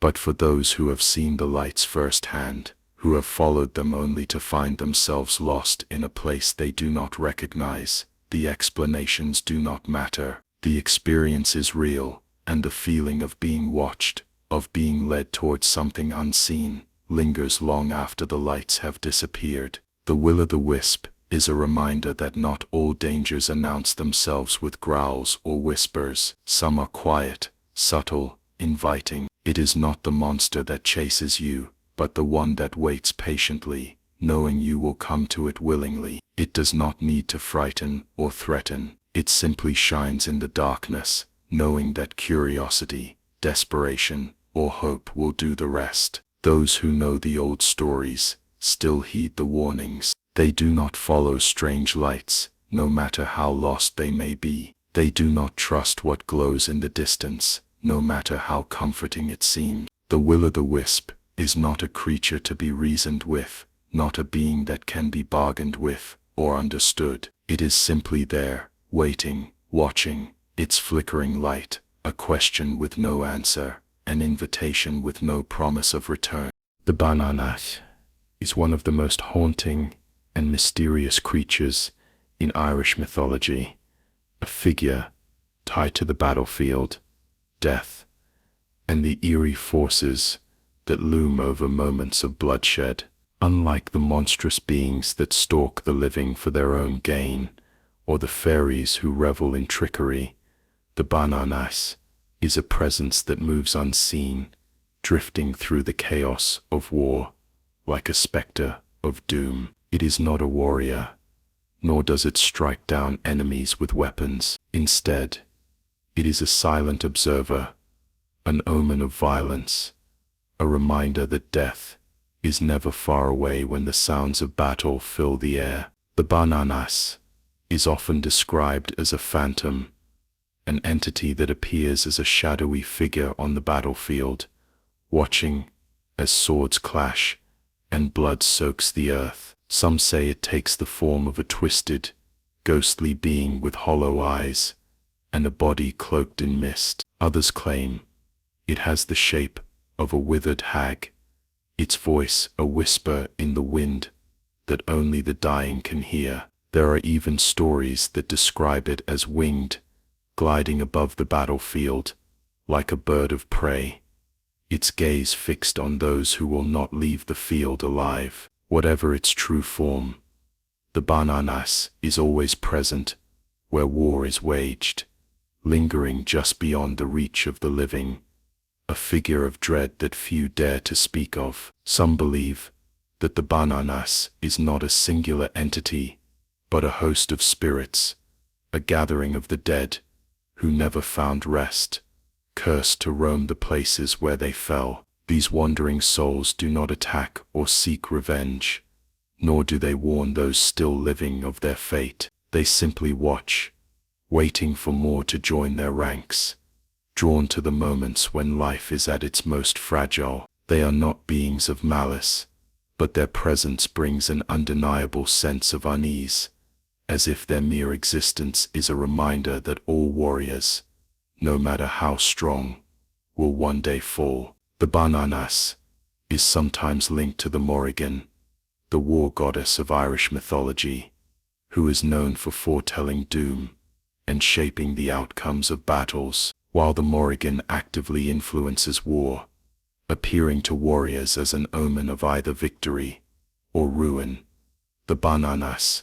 does not interfere. It does not whisper promises of glory or curses of failure. It is not a guide, nor is it a force of fate. It is simply there, an audience to the slaughter, an unseen hand that brushes against those whose time has come. Some tales suggest that the Bánánach is drawn not just to battlefields, but to places where great suffering has taken place. Massacres, executions, and forgotten ruins, where the echoes of war still linger, are all said to be home to these spirits. Travelers who pass through such places speak of an unnatural stillness, a quiet that feels wrong, as if something unseen is listening, waiting. Some claim to hear whispers on the wind, voices that do not belong to the living, while others feel a chill run down their spine, a sensation that they are being watched by something they cannot see. Unlike other creatures of Irish folklore that can be bargained with, tricked, or warded off, there is no way to avoid the Bánánach. Once it has taken notice of a person, it does not seek out specific individuals, nor does it choose its victims. It simply exists where death is near, appearing as a sign that the end is inevitable. Those who see it rarely live to tell the tale, for its presence is not a warning to turn back, but a confirmation that fate has already been sealed. There are stories of warriors who glimpse the Bánánach before battle, standing just at the edge of their vision, watching with hollow eyes. These warriors fought with unmatched fury, knowing they would not survive the day, their final acts driven not by hope, but by the knowledge that they were already counted among the dead. Some went mad with fear, unable to fight, their spirits broken before the battle had even begun. Others embraced it, seeing the presence of the Bánánach as an honor, a sign that they were about to become part of something greater than themselves. The Bánánach is often associated with the supernatural forces that exist alongside the mortal world, the veil between life and death. It is not human, nor is it entirely of the other world. It moves freely between both, untouched by the passage of time, unburdened by the struggles of the living. It does not judge, nor does it take sides. It is neither friend nor foe. It is simply there, present in the darkest moments, watching as history is written in blood. Even in modern times, whispers of the Bánánach remain. Soldiers who have fought in wars speak of strange occurrences on the battlefield, shadows moving in ways they should not, unexplained figures appearing in the smoke, a feeling of being watched even when no enemy is near. Some dismiss these as tricks of the mind, illusions created by exhaustion and fear. But those who know the old stories understand that some things do not fade, that the past is never truly buried, that the presence of death leaves a mark that never disappears. The Bánánach is a reminder that war is never glorious, that beneath the songs of heroes and the legends of great battles lies something darker, something colder. It does not celebrate victory or mourn defeat. It does not care for kings or armies. It exists only to witness, to linger in the spaces where the living become the dead, to stand in the background of history, silent and eternal. It is not a monster that can be slain, nor a spirit that can be laid to rest. It is a presence, a shadow, a silent audience to the endless cycle of war. There are those who claim that the Bánánach is still seen in the places where great battles were fought long ago, where the earth was soaked in blood, and where the echoes of war still cling to the land. Some believe that in the quiet hours of the night, when the wind moves through ancient fields, and the world grows still, the shadows shift in ways that cannot be explained, as if something unseen is still watching, still waiting. Whether it is a spirit, a phantom, or something beyond human understanding, the Bánánach remains one of the most chilling figures in Irish mythology. It is not a warning, nor is it a curse. It is simply there, waiting at the edges of war, present wherever blood is spilled, wherever death claims its due. It does not seek recognition, nor does it demand offerings or prayers. It does not need them. It has always been, and it will always be, watching as the cycle continues, as battles are fought, as lives are lost, as history repeats itself once more. The Fia Liath, often called the Grey Man, is one of the most enigmatic and terrifying figures in Irish and Scottish folklore, a creature of shadow and mist that haunts the highest and most desolate peaks. It's unlike many supernatural beings that are tied to specific places or folklore traditions. The Fia Liath is a presence that seems to exist outside the usual rules, appearing only to those who stray too far into the wilderness, those who venture where few dare to go. It does not chase or attack its victims in the way that more physical creatures might, nor does it leave behind claw marks or physical wounds. Instead, its presence is one of pure dread, an overwhelming force of terror that seeps into the mind and drains all sense of reason. Those who have encountered the Fia Liath describe a sensation that is unlike any ordinary fear, a deep and consuming panic that grips them without warning. It is not simply the fear of being alone in the mountains, nor the unease that comes from the howling wind or the shifting mists. It is something deeper, something primal, as though the very air has changed, as though the mountain itself has turned against them. A feeling of being watched, of being followed, of something just behind them, just out of sight. Some say they hear footsteps that match their own, a steady and deliberate sound that stops the moment they turn around. Others describe whispers, faint and distant, as though the wind is carrying words that should not be there. The Fia Liath is most commonly associated with Benmach Due, the highest peak in the Cairngorm Mountains of Scotland, but its presence is not limited to that place alone. Some believe it is a guardian of high and lonely places, an entity that exists only in the vast, untouched wilderness, where humans do not belong. Others claim it is older than the land itself, a being that has always been there, watching and waiting. It does not lure people in the way that other supernatural creatures might, nor does it seek out its victims. It simply exists, a force that is always present but rarely seen, known only by the fear it instills in those who come too close. Unlike spirits or fairies that have a clear mythology surrounding them, the fear Liath is an anomaly. There are no stories of where it came from, no myths of how it was created, or why it remains. Some believe it is a ghost, the lingering presence of something ancient, while others think it is not a being at all but rather a phenomenon, a kind of sentient fear that takes form only when it is noticed. There are those who claim it is a creature that moves between worlds, something that does not belong to this reality, but occasionally slips through, bringing with it a sense of terror that cannot be explained. Those who have felt its presence describe an overwhelming urge to flee,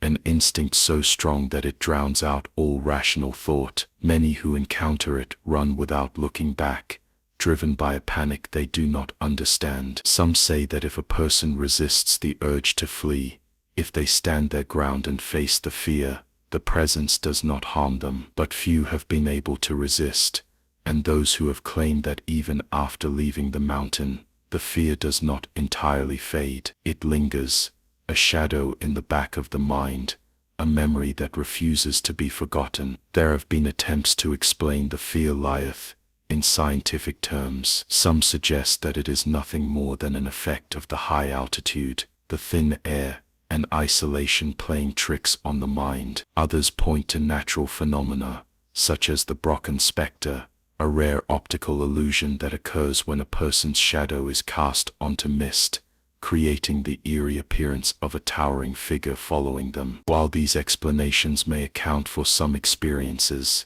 they do not explain the overwhelming sense of dread, the whispers, the feeling of an unseen presence that so many have described. Some believe that the fear Liath is not one entity but many, that there are places throughout the world where similar beings exist, hidden in the vast and empty landscapes that humans have not yet tamed. In Ireland, there are old stories of spirits that inhabit the mountains, beings that exist beyond the reach of civilization, watching from the mist-covered peaks. They are not gods, nor are they demons. They are something else entirely, something that does not fit into the usual categories of folklore, something that is simply there, waiting. Unlike many creatures of myth, there is no clear way to ward off the fear Liath, no talisman or ritual that can protect against its presence. Those who have encountered it and lived to tell the tale have done so not because they found a way to fight it,